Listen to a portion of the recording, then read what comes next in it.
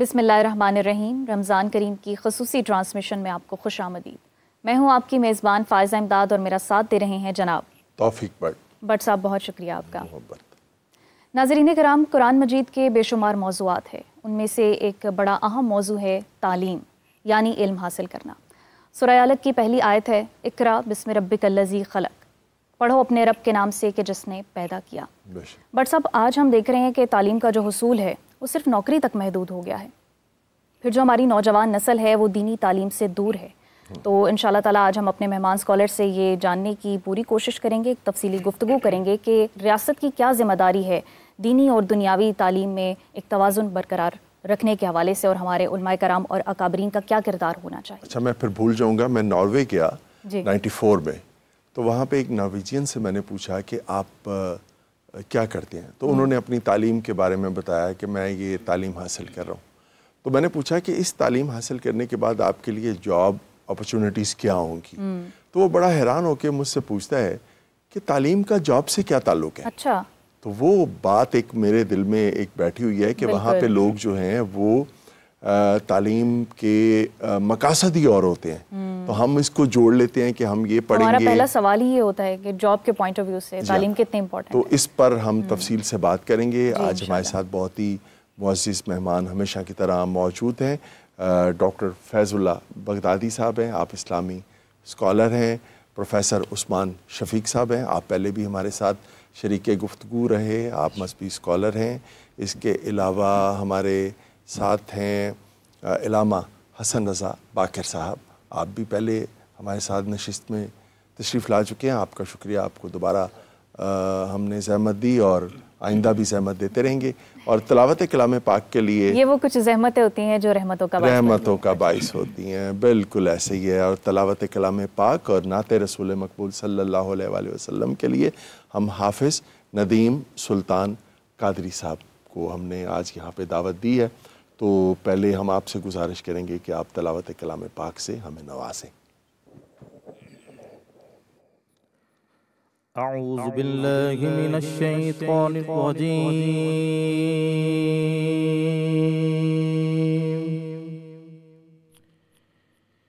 बिस्मिल्लाहिर रहमानिर रहीम।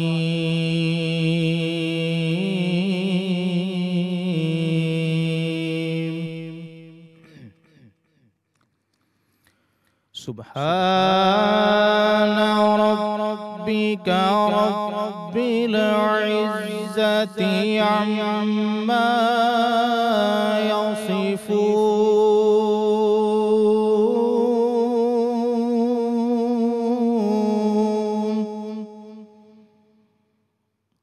व सलामुन अलल मुरसलीन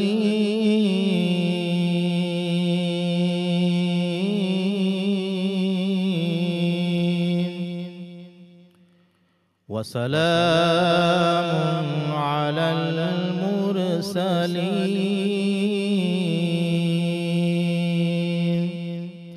वल्हम्दुलिल्लाहि रब्बिल आलमीन। आमन्तु बिल्लाहि सदक़ल्लाहुल अज़ीम।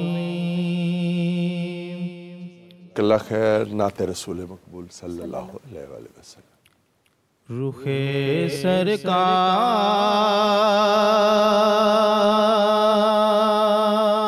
सा कोई नज़ारा हो नहीं सकता। रुखे सरकार सा कोई नज़ारा हो नहीं सकता। ज़माने में मोहम्मद सा प्यारा हो नहीं सकता। ज़माने में محمد سا پیارا ہو نہیں سکتا. اور شب معراج رب بولا یہی محبوب سے مل کر. شب معراج رب بولا یہی محبوب سے مل کر کہ تمہارا جو نہیں ہوتا ہمارا ہو نہیں سکتا. زمانے میں محمد سا پیارا ہو نہیں سکتا. اور ہو دیوانہ محمد کا اور جائے نارے جہنم میں کسی بھی طور یہ ان کو گوارا ہو نہیں سکتا.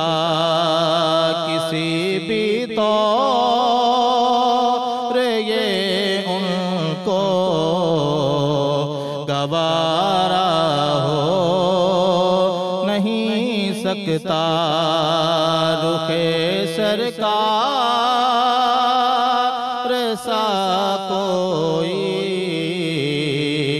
نظارہ ہو نہیں سکتا. زمانے میں محمد سا پیارا ہو نہیں سکتا. سبحان اللہ سبحان اللہ. بہت خوبصورت, بہت شکریہ, جزاک اللہ خیر.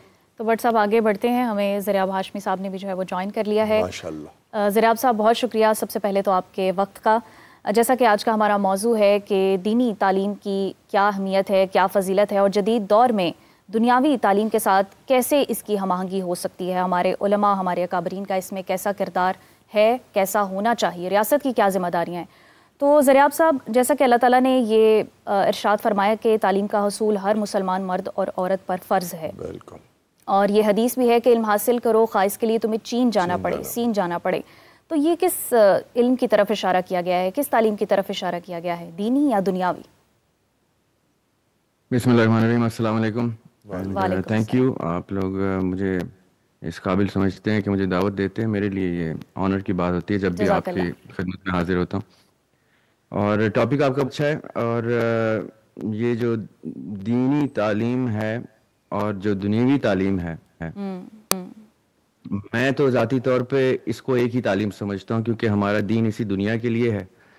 اور دنیاوی تعلیم تو پھر بھی خالی اس دنیا تک ہی مختص ہے. ہماری دینی تعلیم جو ہے وہ اس دنیا کی بھی ہے اور اس دنیا کے بعد کی دنیا کی بھی ہے, جو اصلی مقام ہے ہمارا, جہاں سے ہم آئے تھے اور جہاں پہ ہم نے واپس جانا ہے. تو اس لیے ذاتی طور پہ تو میں دینی تعلیم کو ہی ان سارے شعبوں میں تقسیم کرتا ہوں. یہ تو اللہ تعالیٰ نے انسان کو جو قابلیت عطا کی ہے, اس قابلیت کے تحت, اس ہدایت کی روشنی کے تحت انسان اپنے مشاہدات سے جو چیزیں اخذ کرتا ہے اس کو ہم دنیوی تعلیم کہتے ہیں. اور جو چیزیں اللہ سبحانہ وتعالیٰ اس کو ودیت کرتا ہے اس کو ہم دینی تعلیم کہتے ہیں, چاہے وہ انبیاء علیہ السلام کے تھرو ہم تک پہنچے یا سبحانہ تعالیٰ کے الہام کے تھرو ہم تک پہنچے.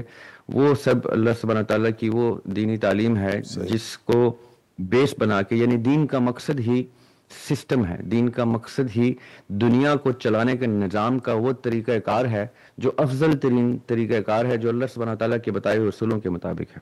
صحیح. جن حدیث کا آپ ریفرنس دے رہے ہیں, طلب العلم فریضۃ علی کل مسلم و مسلمہ, یہ سب چیزوں کو ایک کوزے میں بند کرنے والی بات ہے کہ علم کا ورڈ یوز کیا ہے اس حدیث میں آقا علیہ السلام نے. اب علم جو ہے وہ دنیوی تعلیم سے ملے یا دینی تعلیم سے ملے، جب وہ علم کے معیار پہ پہنچے گا، جو بھی تعلیم ہے وہ آپ کی جو علم کے معیار پہ پہنچے گی وہ ایک ہی جگہ کلاسیفائی ہو جاتی ہے. وہ سارے کے سارے علوم جو ہیں وہ انسان کو معلوم کی سطح پہ لے کے جائیں گے، یعنی آپ کو پتہ چل جائے، آپ کو ادراک ہو جائے، آپ کو اس چیز کی سمجھ میں آ جائے، کمپریہنشن ہو جائے کہ یہ سارا سسٹم انسان کی ابتدا سے لے کے انسان کی فلاح اور بقا تک کا جو سفر ہے، اس معرفت کے سفر کو ہم علم، اس معرفت کے نتیجے کو ہم علم اور معلوم سے تشبیہ دیتے ہیں. تو جہاں تک آپ نے یہ ذکر کیا کہ ریاستی لیول پہ، ریاستی سطح پہ کسی بھی ملک میں ریاست کے اعتبار سے علم کا کیا مقام ہونا چاہیے اور اس کا کیا طرز عمل ہونا چاہیے، تو ریاست کا مقصد ہی اپنے باشندوں کی پرورش کرنا ہے. ریاست کا مقصد ہے کہ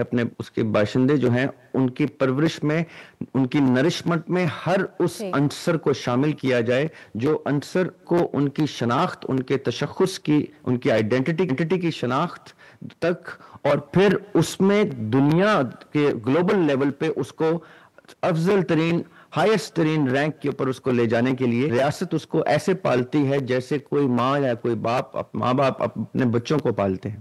صحیح. اسی لیے ریاست کو خالی ریاست نہیں کہا جاتا، فلاحی ریاست کہا جاتا ہے. اس کو ایک سپرلیٹو ڈگری دی جاتی ہے، ویلفیئر اسٹیٹ کہا جاتا ہے، کہ جس میں فلاح پا سکیں اس کے باشندے، جس میں اس کے باشندے فخر سے کہیں کہ ہم جس گھر سے تعلق رکھتے ہیں، جس ریاست سے تعلق رکھتے ہیں، اس گھر نے ہمیں وہ شناخت عطا کی ہے، وہ تشخص عطا کیا ہے، وہ آئیڈینٹی عطا کی ہے جو ہمیں ان سے منفرد کرے گی.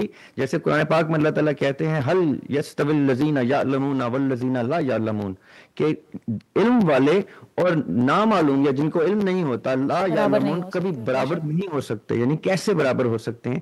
یہ جو تفریق ہے یہ علم کا معیار ہے. چاہے وہ آدم علیہ السلام کو عطا کیا ہوا علم ان کو افضل ترین کرے اور تمام مخلوقات سر بسجدہ ہو جائیں، یا چاہے دنیا میں آ کے انسان اپنی شناخت کو علم کے معیار پہ لے کے آئے اور دنیا میں پہچانا جائے، اور وہ اپنے آپ کو بھی پہچانے، اپنے خالق کو بھی پہچانے. یہ میں ابتدا میں یہ اس سے شروع کروں گا. آگے آپ باقی مہمان گرامی کو شامل ضرور. جی ضرور. اور بٹ صاحب یہاں اپنے ناظرین کو یہ بھی بتاتے چلیں، ہمیں جوائن کیا ہے حافظ عمران صاحب نے. جی بالکل، یہ ہمارے جو ہیں ہوسٹ ہیں. السلام علیکم. بہت شکریہ. بہت شکریہ. ہماری ٹرانسمیشنز کی رونق رہے ہیں آپ. اسلام آن لائن کو بڑا زبردست آپ نے جو ہے وہ لے کے چلے. تو پینل کا حصہ بننے کے لیے بہت شکریہ. تو ہم آپ کی گفتگو سے بھی مستفید ہوتے رہیں گے انشاءاللہ. اور ہمارے پینل میں جو اسلامی اسکالرز موجود ہیں، اگر آپ ان سے کچھ پوچھنا چاہیں تو ایز اے ہوسٹ بھی پوچھ سکتے ہیں. بہت شکریہ آپ کا، بہت شکریہ. الحمدللہ رب العالمین. علامہ صاحب، جیسے کہ دینی تعلیم کی اہمیت کے حوالے سے ہم نے یہ ایک سلسلہ شروع کیا ہے، اس پر گفتگو ہو رہی ہے. دینی تعلیم جو ہے کیا یہ صرف عبادات تک محدود ہے یا پھر یہ ایک مکمل طرز زندگی بھی فراہم کرتی ہے؟ کیا اہمیت ہے اس کی، کیا فضیلت ہے؟ بسم اللہ الرحمن الرحیم. اب دیکھیے، جب ہم پہلے صرف لفظ علم استعمال کرتے ہیں یا تعلیم، تو علم کا مطلب ہے آگ ہی، شعور حاصل کرنا. صحیح. اب اس حوالے سے جیسے آپ نے پھر دینی تعلیم کے حوالے سے سوال کیا، رسول اللہ صلی اللہ علیہ وآلہ وسلم کی حدیث مبارکہ بھی ہے. آپ نے فرمایا کہ العلم علمان، کہ علم دو طرح کے ہیں. ایک جو ہے علم الادیان، دوسرا علم الابدان. یعنی انہوں نے ایک کہہ دیا کہ جو دین کا علم ہے، اور دوسرا علم جو ہے وہ جتنے بھی ہمارے متعلق ہیں وہ اصل میں کہیں نہ کہیں ہمارے بدن کو فائدہ دیتے ہیں. اب جب ہم دین کے حوالے سے علم حاصل کرتے ہیں، اب پھر ہر وہ چیز کہ جو ہمیں در حقیقت اپنی زندگی گزارنے کے لیے، اس کے اندر صرف عبادات نہیں ہے، اخلاقیات بھی موجود ہیں. اس کے اندر بندے کا بندے سے تعلق ہے، بندے کا اپنے معاشرے سے تعلق ہے، بندے کا اللہ تبارک و تعالیٰ سے تعلق ہے، بندے کا اپنی ذات سے تعلق ہے. یہ سارے جو تعلقات ہیں وہ ہمیں علم الادیان میں بتایا جاتا ہے. اور اس حوالے سے اگر دیکھا جائے کہ جو دین کی تعلیم ہے، اصل اس کا ہدف اور مقصد کیا ہے؟ کہ اس کا ہدف اور مقصد یہی ہے کہ یہ انسان اپنی ذات کے لیے بھی فائدہ مند ہو تاکہ اس کی آخرت سنور سکے، اور اسی طرح یہ معاشرے کے لیے بھی ایک ایسا انسان ہو کہ جو فائدہ دے سکے. چونکہ جو رسول خدا صلی اللہ علیہ وآلہ وسلم کی سورہ جمعہ میں 4 ذمہ داریاں بیان ہوئی، وہاں پر تعلیم کا خاص طور پہ تذکرہ کیا گیا. هو الذی بعث فی الامیین رسولا منہم یتلو علیہم آیاتہ. یعنی جو اللہ تبارک و تعالیٰ نے ام القریٰ کی طرف رسول بھیجے ہیں، کہ ان کا ہدف اور مقصد کیا ہے؟ سب سے پہلے کیا کہا کہ ان کا مقصد یہ ہے علمہم الکتاب، کہ وہ انہیں کتاب کی تعلیم دے۔ اب یہ کتاب کیا ہے کہ سب سے پہلے جو نصاب ہے، سلیبس ہے، وہ قرآن مجید قرار دیا گیا کہ لوگوں کو اگر قرآن مجید کی اصل تعلیم حاصل کرنا مقصد ہے تو اس کے لیے سید الانبیاء صلی اللہ علیہ وآلہ وسلم جو معلم کتاب ان کی طرف رجوع کریں۔ لیکن پھر آگے کا وَيُزَكِّيهِمْ، اور اسی طرح جب یہ کتاب کی تعلیم حاصل کریں گے تو اس کے ساتھ وہ ان کا تزکیہ نفس بھی کریں گے، یعنی انسان کا جو انر بیوٹی ہے وہ بھی ہونی چاہیے، یعنی انسان کا اندر سے پاک اور صاف ہونا چاہیے، بالکل انسان کے کردار کا حسن، سیرت کا حسن ہونا چاہیے۔ اور باقی اگر دو چیزیں میں ان کی طرف اشارہ کر دوں، اور پھر اس میں کہا کہ اور نبی کی یہ ذمہ داری ہے کہ وہ انہیں دو چیزوں کی تعلیم دے، ٹھیک ہے، ایک یہ ہے کہ کتاب کی اور دوسری حکمت کی باتیں سکھائیں۔ صحیح۔ پروفیسر عثمان شفیق صاحب، ہم آپ سے یہ جاننا چاہیں گے کہ جو دینی تعلیم ہے یہ صرف عبادات تک محدود ہے یا یہ مکمل ایک طرز زندگی بھی فراہم کرتی ہے، جس طرح کہ پہلے بھی اس طرح کی بات فائزہ نے کی؟ بسم اللہ والصلاة والسلام علی رسول اللہ وعلی آلہ واصحابہ ومن اتبع الہدی، اما بعد۔ نبی کریم صلی اللہ علیہ وآلہ وسلم کی بعثت سے قبل جو مکہ والوں کے حالات تھے، جہالت کا دورہ تھا، اور زندگی کے تمام شعبہ جات میں شدید اصلاح کی ضرورت تھی۔ بیٹیوں کو زندہ درگور کیا جاتا ہے، حق تلف کیے جاتے ہیں، مال کھا لیا جاتا ہے، تجارت کے کوئی جائز اصول نہیں ہیں۔ اب یہاں پر سوال یہ پیدا ہوتا ہے کہ جو آپ علیہ السلام پہ پہلی وحی نازل ہوئی، اس کے اندر پہلی وحی میں اللہ تعالیٰ جو سب سے بڑی بات کہیں وہ شرک سے منع کر دیں، اللہ تعالیٰ جو سب سے بڑی بات کہیں بیٹیوں کو زندہ درگور کرنے، پہلی وحی میں ہی منع فرما دیں، یتیموں کے حق سنا دیں، لیکن ایسا نہیں ہے۔ پہلی وحی کیا ہے؟ بسم اللہ الرحمن الرحیم، اقرأ بسم ربک الذی خلق، خلق الانسان من علق، اقرأ وربک الاکرم، پڑھیے اپنے رب کے نام سے کہ جس نے انسان کو پیدا کیا، اور آگے کہا، پھر دوبارہ کہا اقرأ وربک الاکرم، پڑھو۔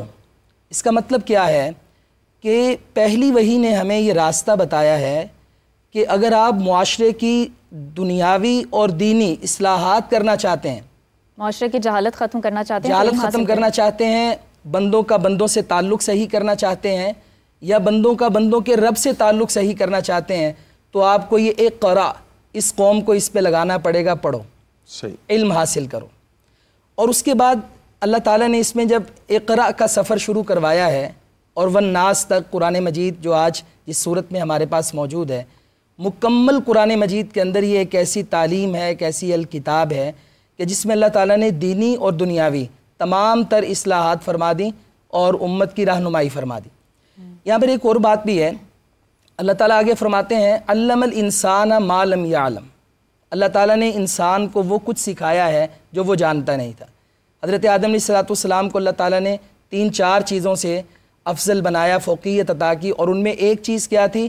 وَعَلَّمَ آدَمَ الْأَسْمَاءَ كُلَّهَا، یعنی اللہ تعالیٰ نے علم دے کر ساری چیزوں کا یہ تمیز کر دی، فرق پیدا کر دیا۔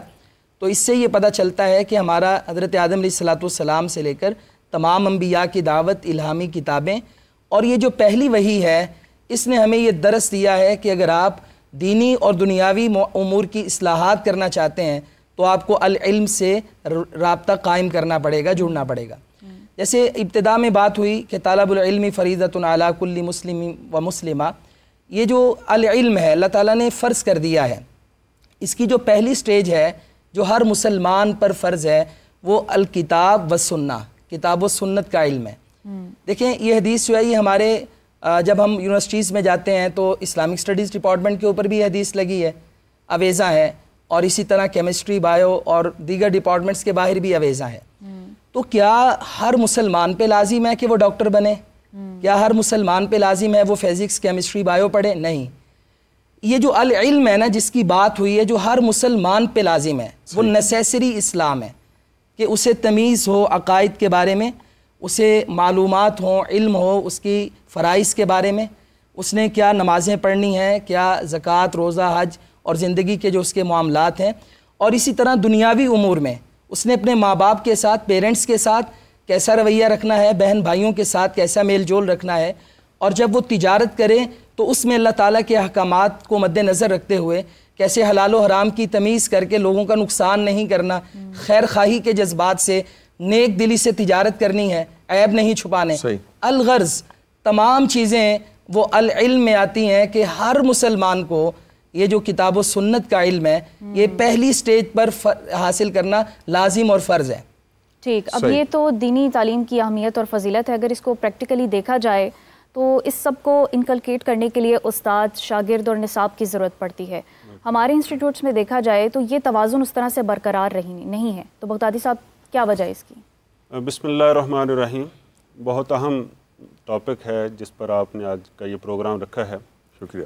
علم کے حوالے سے جتنی بھی باتیں ہوئی ہیں اس میں ایک بات یہ ایڈ کروں گا کہ یہ جو ہم دینی اور دنیاوی علم کی اصطلاح یوز کر رہے ہیں، اسلام میں اس کا کوئی کنسیپٹ نہیں ہے. اچھا. جیسے بھی پہلے بھی اس میں بات ہوئی ہے، تو اسلام نے محض علم پر زور دیا ہے. علم پر اور علم پر.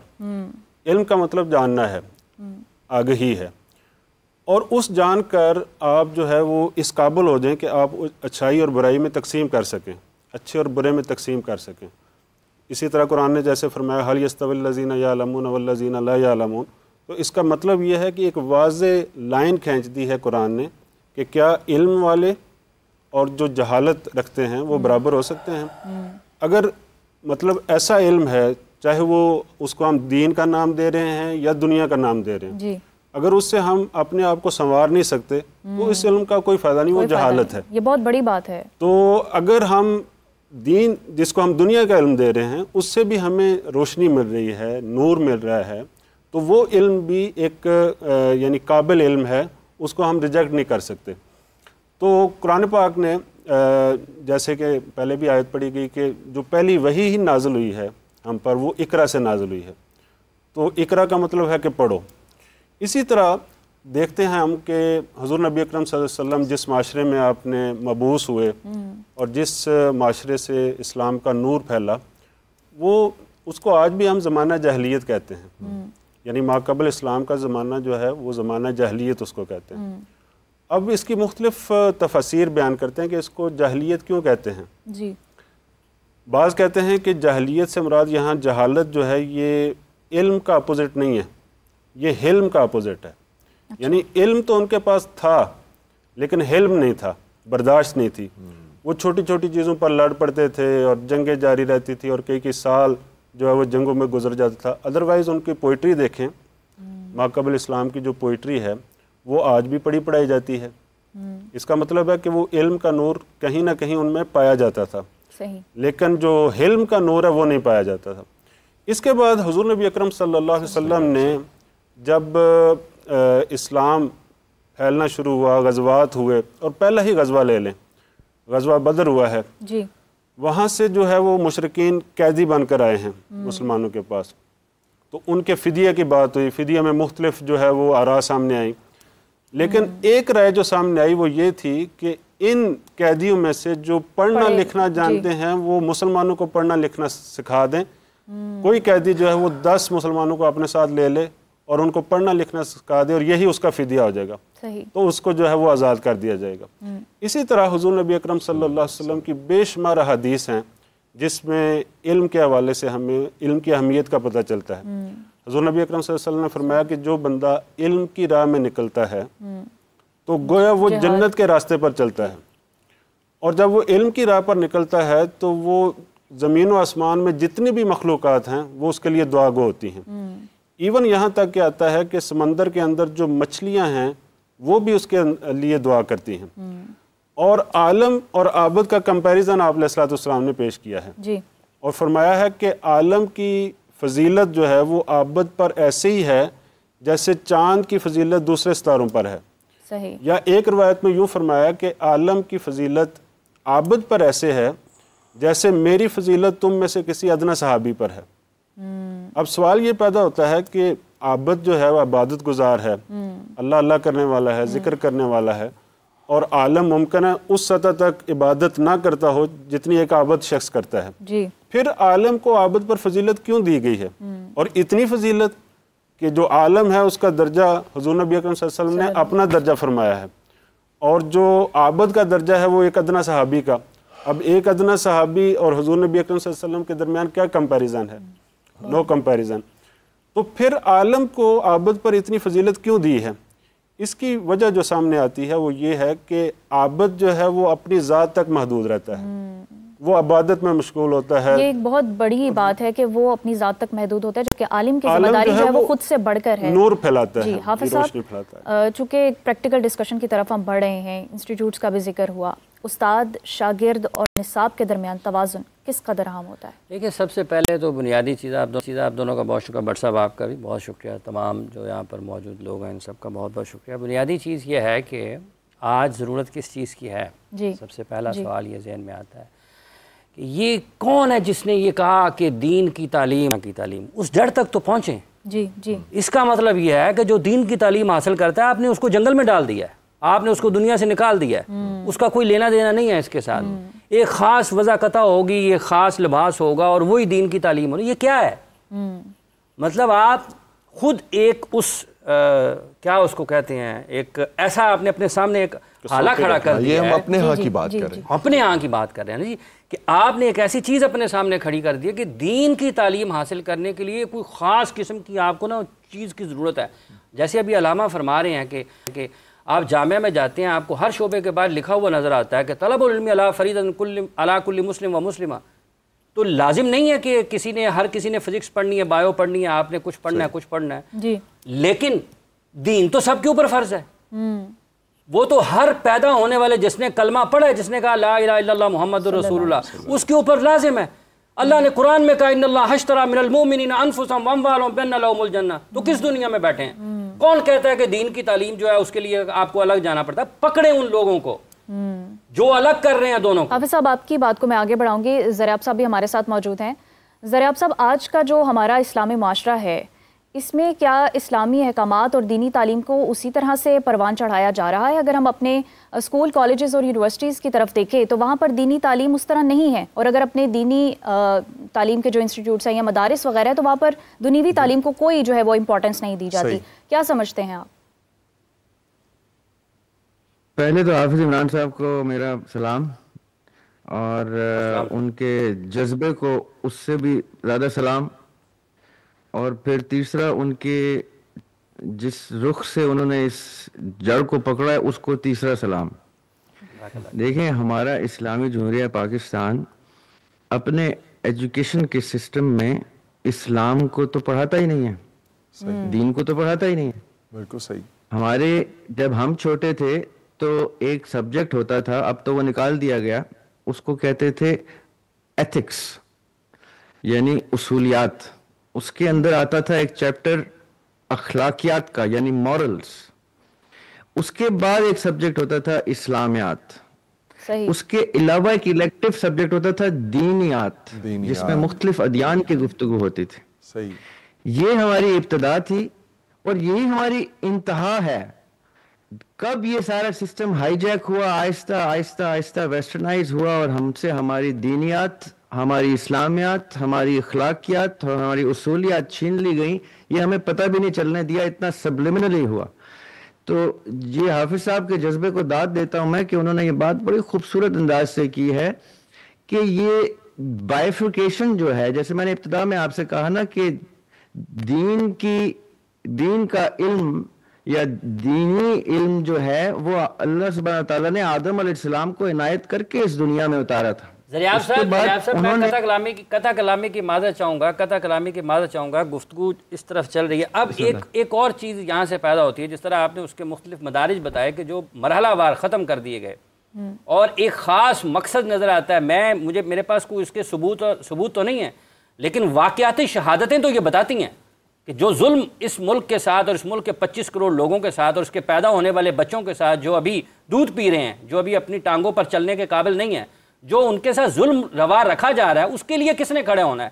جیسے آپ نے ابھی ذکر کیا ہے کہ جب آپ اصولیات کی, اخلاقیات کی, اسلامیات کی اور دینیات کی بات کرتے ہیں تو آج آپ نے پارلیمنٹ کا, اسلامی جمہوریہ پاکستان کا ذکر کیا ہے.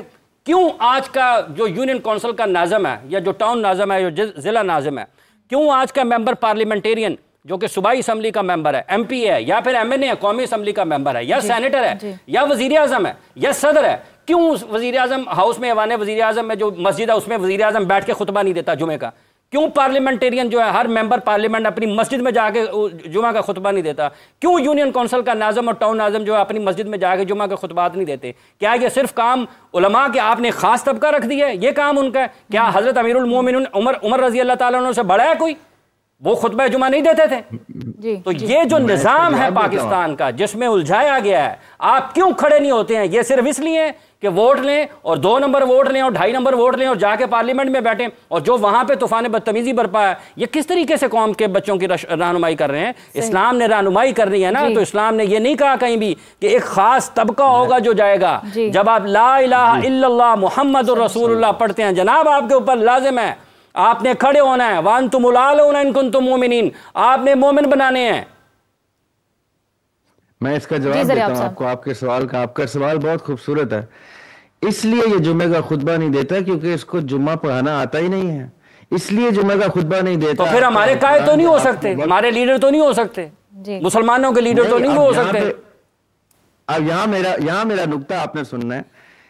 کیا آپ مجھے بتائیں جس فورن سسٹم کو، جس ایلین سسٹم کو، جس امپورٹڈ سسٹم آف ڈیموکریسی کو اس ملک میں صادر کر دیا ہمارے اوپر، جس کا دین ابراہیمی سے ڈائریکٹ متصادم ہے، جو اس ڈیموکریسی کے سسٹم کے ووٹوں سے یہ ان پڑھ لوگ ہمارے اوپر مسلط ہوتے ہیں، جن کو جمعہ کلمہ پورا نہیں ادا کرنا آتا، اس چیز کو تسلیم کرنا پڑے گا ہمیں۔ جمعہ تو آپ نے بہت جامع گفتگو کر دی ہے، یہ تو کلمہ پوری طرح نہیں پڑھ سکتے۔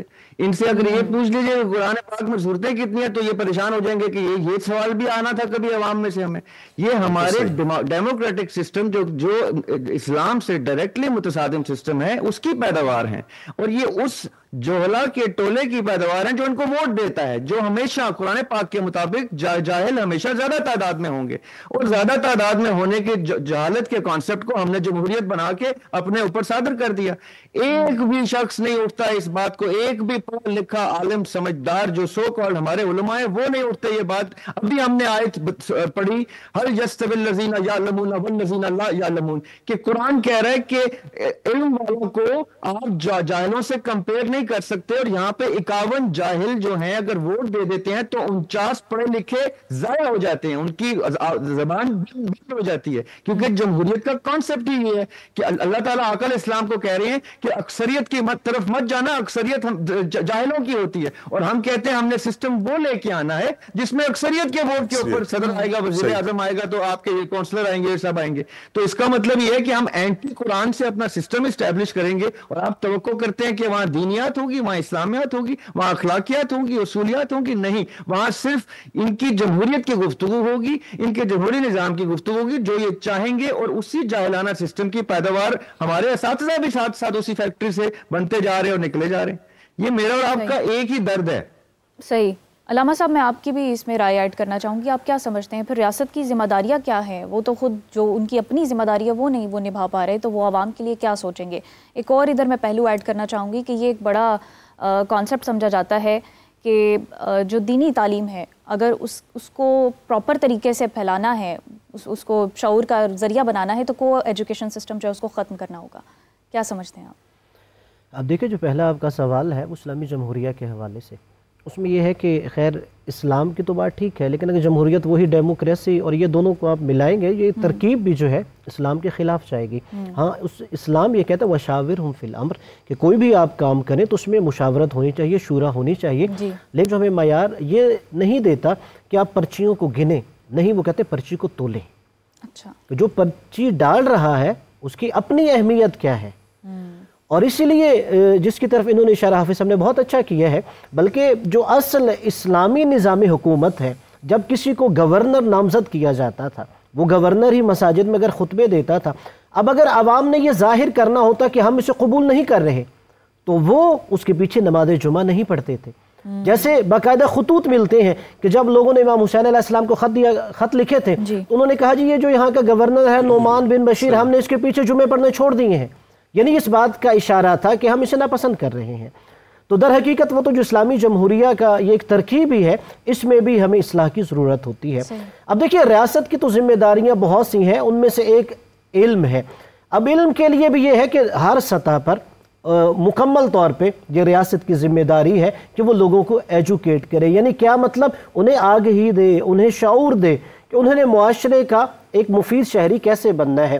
لیکن یہ المیہ ہے کہ ہم علم آگہی کے لیے لیکن اس کے لیے تو ریاست نے ایک ڈپارٹمنٹ بنا دیا نا علماء کرام کا، کہ یہ ان کی ذمہ داری ہے۔ اب دیکھیے اب وہ جو آپ نے اشارہ بھی کر دے کہ ڈپارٹمنٹ بنا دیا ہے، اب اس میں بھی کیا حکومت یہ تولتی ہے کہ وہ کتنا اہل علم ہے، یہاں پہ ایکسپرٹ ہے، یا حکومت یہ دیکھتی ہے کہ ہماری پارٹی کا سپورٹر کتنا ہے؟ آپ دیکھتے ہیں یہاں پر تو چیئرمین کمیٹیوں کے تبدیل ہو جاتے ہیں جیسی پارٹیاں تبدیل ہوتی ہیں سیاسی، جی ٹھیک ہے۔ بلکہ اب آپ نے اشارہ کیا ہے تو رسول اللہ صلی اللہ علیہ وآلہ وسلم کی حدیث ہے کہ اگر میری امت کے 2 طبقے ٹھیک ہو جائے ساری امت صحیح ہو جائے گی، ایک عمرا دوسرے علماء۔ اور ہمارے ہاں افسوس کے ساتھ کہنا پڑ رہا ہے یہاں پہ عمراء کو بھی اصلاح کی ضرورت ہے، علماء کو بھی اصلاح کی ضرورت ہے۔ کیسے؟ پھر آگے رسول اللہ صلی اللہ علیہ وآلہ وسلم سے پوچھا گیا تو ہمیں کیسے پتا چلے یہ جو امیر ہے یہ حاکم اچھا ہے، اور کیسے پتا چلے یہ عالم اچھا ہے؟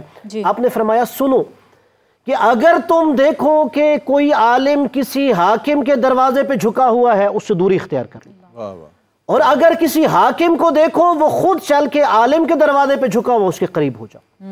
اس کا مطلب یہ ہے کہ وہ جو حاکم عالم کے دروازے پہ آ رہا ہے اسے آگے ہی اسے علم چاہیے، اور وہ جو عالم حاکم کے دروازے پہ جھکا ہوا اسے دنیا چاہیے۔ اور اسی کی طرف حضرت عیسیٰ علیہ السلام نے بھی اشارہ فرمایا تھا اپنے حواریوں کو، انہوں نے فرمایا کہ دین کی ایک بیماری ہے، اور وہ کیا ہے؟ وہ دینار ہے روایت کے مطابق، یعنی روپیہ ہے، پیسہ ہے۔ اور آپ نے فرمایا جو دین کا طبیب ہے وہ عالم ہے، یعنی بیماری کیا ہے؟ روپیہ پیسہ ہے، اور اس کا طبیب ڈاکٹر کون ہے؟ عالم ہے۔ حضرت عیسیٰ علیہ السلام اپنے حواریوں کو کہتے ہیں اور اگر تم دیکھو جو طبیب ہے ڈاکٹر ہے وہی خود بیماری کو اپنی طرف کھینچ رہا ہے، دنیا کے اوپر جھکا پڑا ہے، تو تم اس سے دور ہو جاؤ۔ پروفیسر صاحب آج کے دور میں یہی ہو رہا ہے، عالم حاکموں کے آگے جھکے ہوئے ہیں؟ جی بالکل، ہم سارے علماء کو تو یہ بات نہیں کہیں گے۔ میں یہاں پہ جو ابھی 2-3 باتیں چل رہی ہیں اس میں کچھ پازیٹیو اینگل سے بات کروں گا کہ بات ذرا ایک پازیٹیو رخ میں چلی جائے۔ جی سب سے پہلی جو بات ہے کہ کیا دین کی تعلیمی ذمہ داریاں ریاست کی ہیں؟ جی بالکل ریاست کی ہیں۔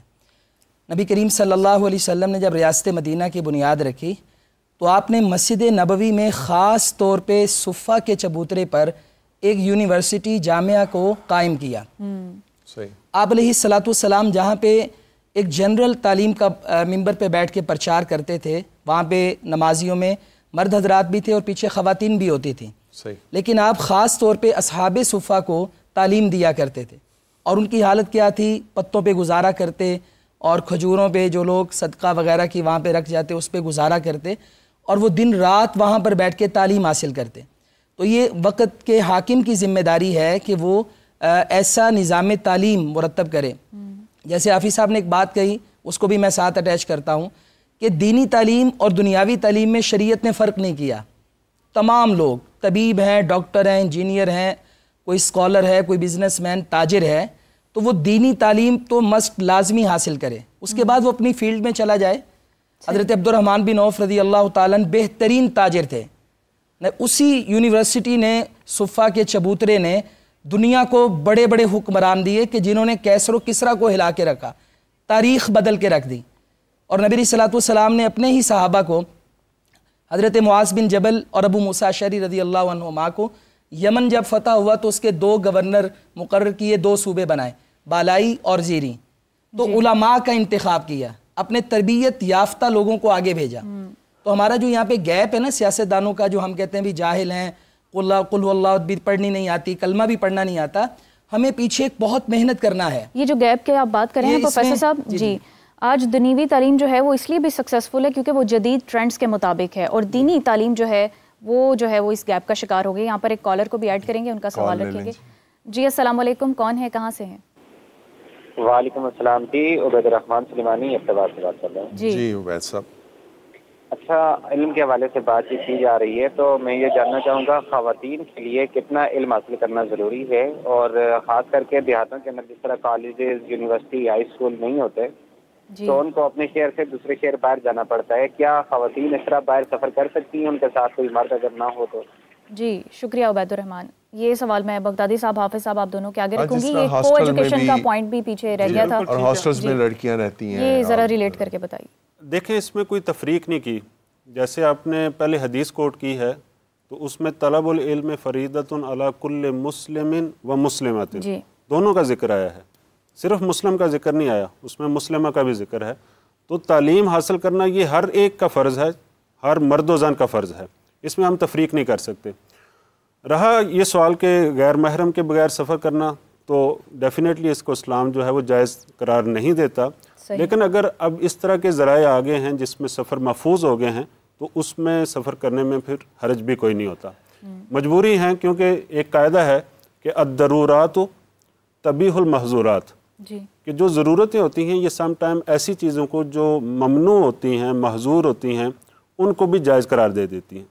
تو جب آپ کے پاس کوئی ایسا ذریعہ نہیں ہے جو آپ کے ساتھ سفر کر سکے تو آپ اکیلے سفر کر دیتی ہیں اور سفر محفوظ ہے آپ کا، تو پھر اس میں حرج کوئی نہیں ہے. تو جو ہماری ڈسکشن ہو رہی ہے یہ تعلیم کے حوالے سے، تو یہ تعلیم کے اندر جو ڈیویلٹی ہے، جو دوہرا پن ہے، یہ ایک سوچی سمجھی پلاننگ لگتی ہے. اور پلاننگ یہ ہے کہ مثلاً جو دینیات کا علم حاصل کرنے والے ہیں، درس نظامی اس کو کہہ لیں، دین کا علم کہہ لیں، علماء کہہ لیں، ان کو ایک خاص پیرائے میں انہوں نے بند کر دیا ہے، اور وہ یعنی صرف دین کا علم حاصل کرتے رہے ہیں، اور اس کے اندر جو نصاب چل رہا ہے وہ بھی صدیوں پرانا نصاب چل رہا ہے، اس میں بھی ڈیولپمنٹ نہیں ہوئی. ادھر جو دینی علم، دنیاوی علم ہے، اس کے اندر ہم دیکھتے ہیں کہ آئے روز اس میں ترقی ہو رہی ہے، نئے نئے اس میں برانچز آ رہی ہیں، نئے نئے علوم اس میں متعارف ہو رہے ہیں. اب مسئلہ یہ ہو گیا ہے کہ جو دین کا علم پڑھنے والے ہیں وہ عصری علوم پر ان کی نظر نہیں ہوتی. صحیح. اور جو عصری علوم پڑھنے والے ہیں وہ پھر ان کا المیہ آپ خود بیان کر رہے ہیں کہ ان کو مطلب سورت تک پڑھنا نہیں آتی، اور بسم اللہ تک صحیح پراپر ادا نہیں کر سکتے، تعوذ اور تسمیہ پراپر ادا نہیں کر سکتے. تو یہ دوری جو ہے وہ سوچی سمجھی پلاننگ کے تحت ہو رہی ہے. لیکن بحمدہ تعالیٰ اب ایسے ادارے مارز وجود میں آ رہے ہیں کہ جن کے اندر دینی تعلیم اور دنیاوی تعلیم کو جمع کیا جا رہا ہے. حسین اور جدید کا حسین امتزاج ہے ان کے اندر، قدیم اور جدید کا. تو جہاں وہ یعنی قدیم کتابیں پڑھ رہے ہیں دین کی، وہیں وہ جدید علم بھی حاصل کر رہے ہیں. اس میں کمپیوٹر ہے، انگلش ہے، باقی زبانیں ہیں، وہ بھی علم حاصل کر رہے ہیں. تو ہم اس سے امید کرتے ہیں کہ ان فیوچر جو ہے اس پود سے جو ہمارے اسکالرز نکلیں گے وہ دین اور دنیا دونوں کے جامع ہوں گے. جدت کی ذمہ داری کیا علماء کرام پر نہیں ہے؟ بالکل ہے، ان کو سیکھنا چاہیے. اور یہ دیکھیں کہ اگر ہم ہسٹری پر نظر دوڑاتے ہیں تو ہمارے جو علماء تھے، اس میں ابو حیان کو لے لیں، اس میں خوارزمی کو لے لیں، اس کو نصیر الدین طوسی کو لے لیں، اس میں ابن رشد کو لے لیں، تو یہ سارے جو ہیں جہاں ان کی جو سائنس پر نظر ہوتی تھی اور ان کی سائنسی ایجادات انہوں نے کی ہیں، اور ایسی ایسی سائنسی ایجادات کی ہیں کہ جن کو سیکھ کر یورپ نے ترقی کی ہے. یعنی جب یورپ ڈارک ایجز میں تھا اور وہاں علم کا نام نہیں تھا، یونیورسٹیاں نہیں تھی، کوئی تہذیب نہیں تھی، اس وقت ہمارے مسلمان سکالر جو ہیں وہ کتابیں لکھ رہے تھے. اور یہی کتابیں جو ہیں پھر وہ جب انہوں نے مسلمان علاقوں کو فتح کیا ہے، مسلمان ملکوں کو فتح کیا ہے، تو وہ اپنے ساتھ یورپ میں لے گئے ہیں. صحیح. اور شاید اسی پر علامہ اقبال نے فرمایا تھا کہ وہ علم کے موتی کتابیں اپنے آبا کی، دیکھا جو ان کو یورپ میں تو دل ہوتا ہے سی پارا. حافظ صاحب میں آپ سے یہ پوچھنا چاہوں گا یا میں یہ جاننا چاہوں گا کہ یہ اب ہمارے ہاں صرف تعلیم رہ گئی ہے، مخلوط تعلیم جو ہے اس میں بہت اہمیت اختیار کر گئی. ہم جب چھوٹے تھے یا ایک زمانہ تھا جب تعلیم کے ساتھ ایک لفظ جڑا ہوا ہوتا تھا تربیت کا. تعلیم کبھی ہم نے یہ نہیں کہ تعلیم حاصل، تعلیم و تربیت، یعنی یہ ایک جڑے ہوئے لفظ تھے. اور وہ جو تربیت ہوتی تھی وہ ہماری مذہبی روایات، ہماری دینی روایات سے بہت ہم آہنگ ہوتی تھی. وہ تربیت ہوتی تھی جس میں ہمیں بولنے کے، بزرگوں کا ادب سکھایا جاتا تھا، رشتوں کی قدر کرنا بھی سکھایا جاتا تھا. اور صرف گھروں میں نہیں، تعلیمی اداروں میں بھی یہ چیز جو ہے اس کو بڑی اہمیت دی جاتی تھی اور ہمیں یہ سکھایا جاتا تھا. اب ہمارے ہاں صرف تعلیم رہ گئی ہے، اس میں سے تربیت جو ہے وہ نکل گئی. تعلیم بھی بٹ صاحب میں ایڈ کرنا چاہوں گی کہ خطرے میں پڑ گئی ہے. اگر ہم کو ایجوکیشن کی اسپیسیفکلی بات کرتے ہیں تو جو میڈیکل اسٹوڈنٹس ہوتے ہیں اس کے لیے پھر کیا حکم ہے، کیسے یہ تعلیم حاصل کی جائے؟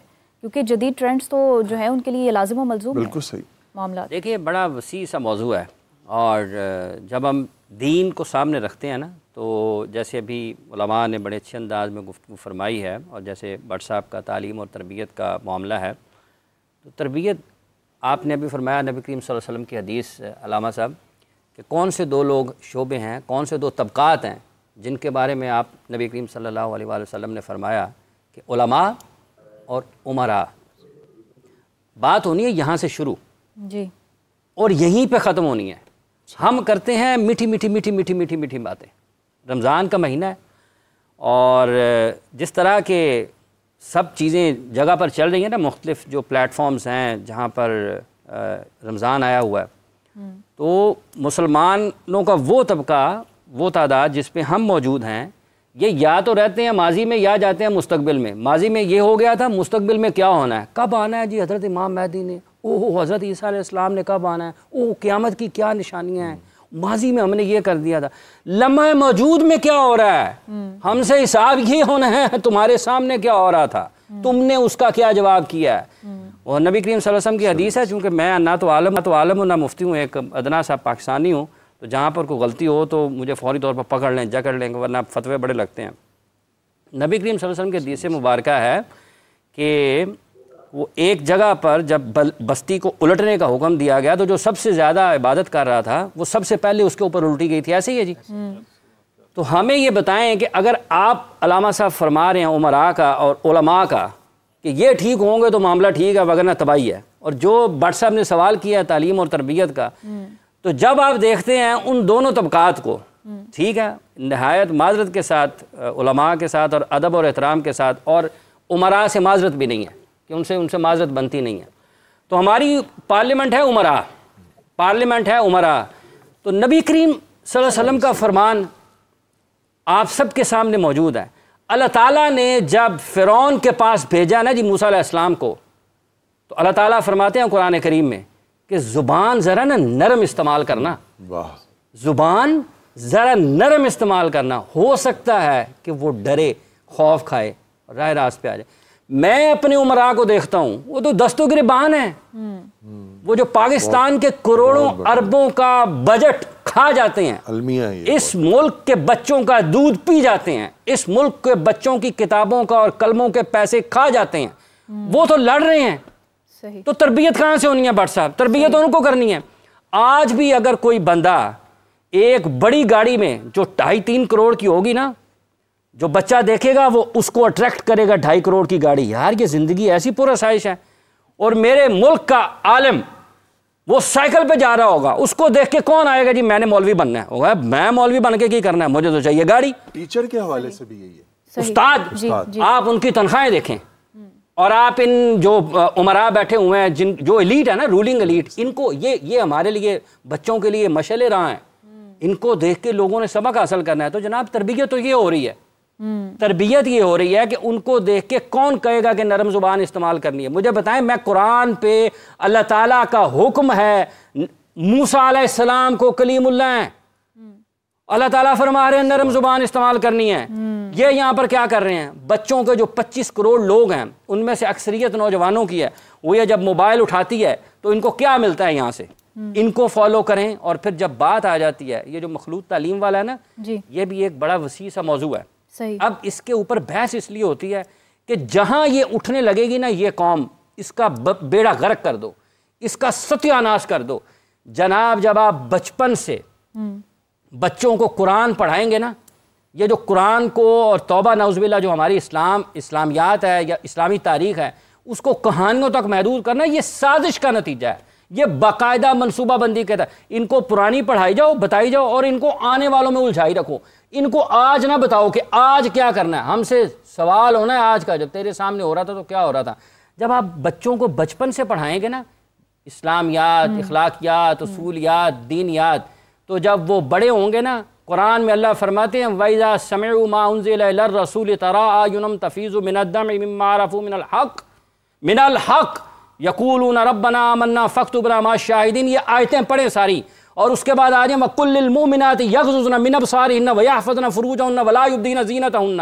اور جناب بچوں کو خود پتہ ہوگا اللہ کا حکم کیا ہے، میں نے اللہ کا حکم ماننا ہے, میں نے اپنے ماں باپ کے نصیحتوں پہ نہیں چلنا. حافظ صاحب, یہ جو آپ نے تربیت کی بات کی, بڑا انفارچونیٹ سین یہ ہے کہ جب کوئی پھر نوجوان جو ہے وہ اخلاقی گراوٹ کا شکار ہوتا ہے تو ساری ذمہ داری جو ہے وہ والدین پر ڈال دی جاتی ہے کہ ان کی تربیت ٹھیک نہیں ہے.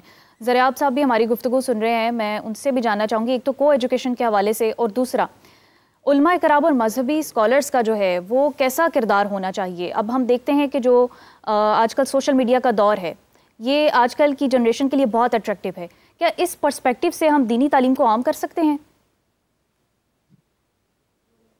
دیکھیں جی, جو سوشل میڈیا پہ علماء کرام کا رول ہے, مجھے تو پہلے آپ یہ ہائی لائٹ کریں نا کہ آپ علماء کرام کے سوشل میڈیا کے کون سے رول کی بات کریں, کیونکہ سوشل میڈیا پہ ہمارے علماء کرام کے کافی سارے رول چل رہے ہیں. ایک رول وہ یہ پلے کرتے ہیں کہ کس طرح سے ایک سرٹن فقہ کو یا فرقے کو ہوا دینی ہے, یا کس طرح سے ان کے آپسی تنازعوں میں سے ان تعویلات کو سامنے رکھ کے, یعنی یونٹی سے دور کرنے کے 150 طریقے ان کے ٹائٹل ہونا چاہیے, اتحاد سے دور کرنے کا 101 طریقے سیکھیے.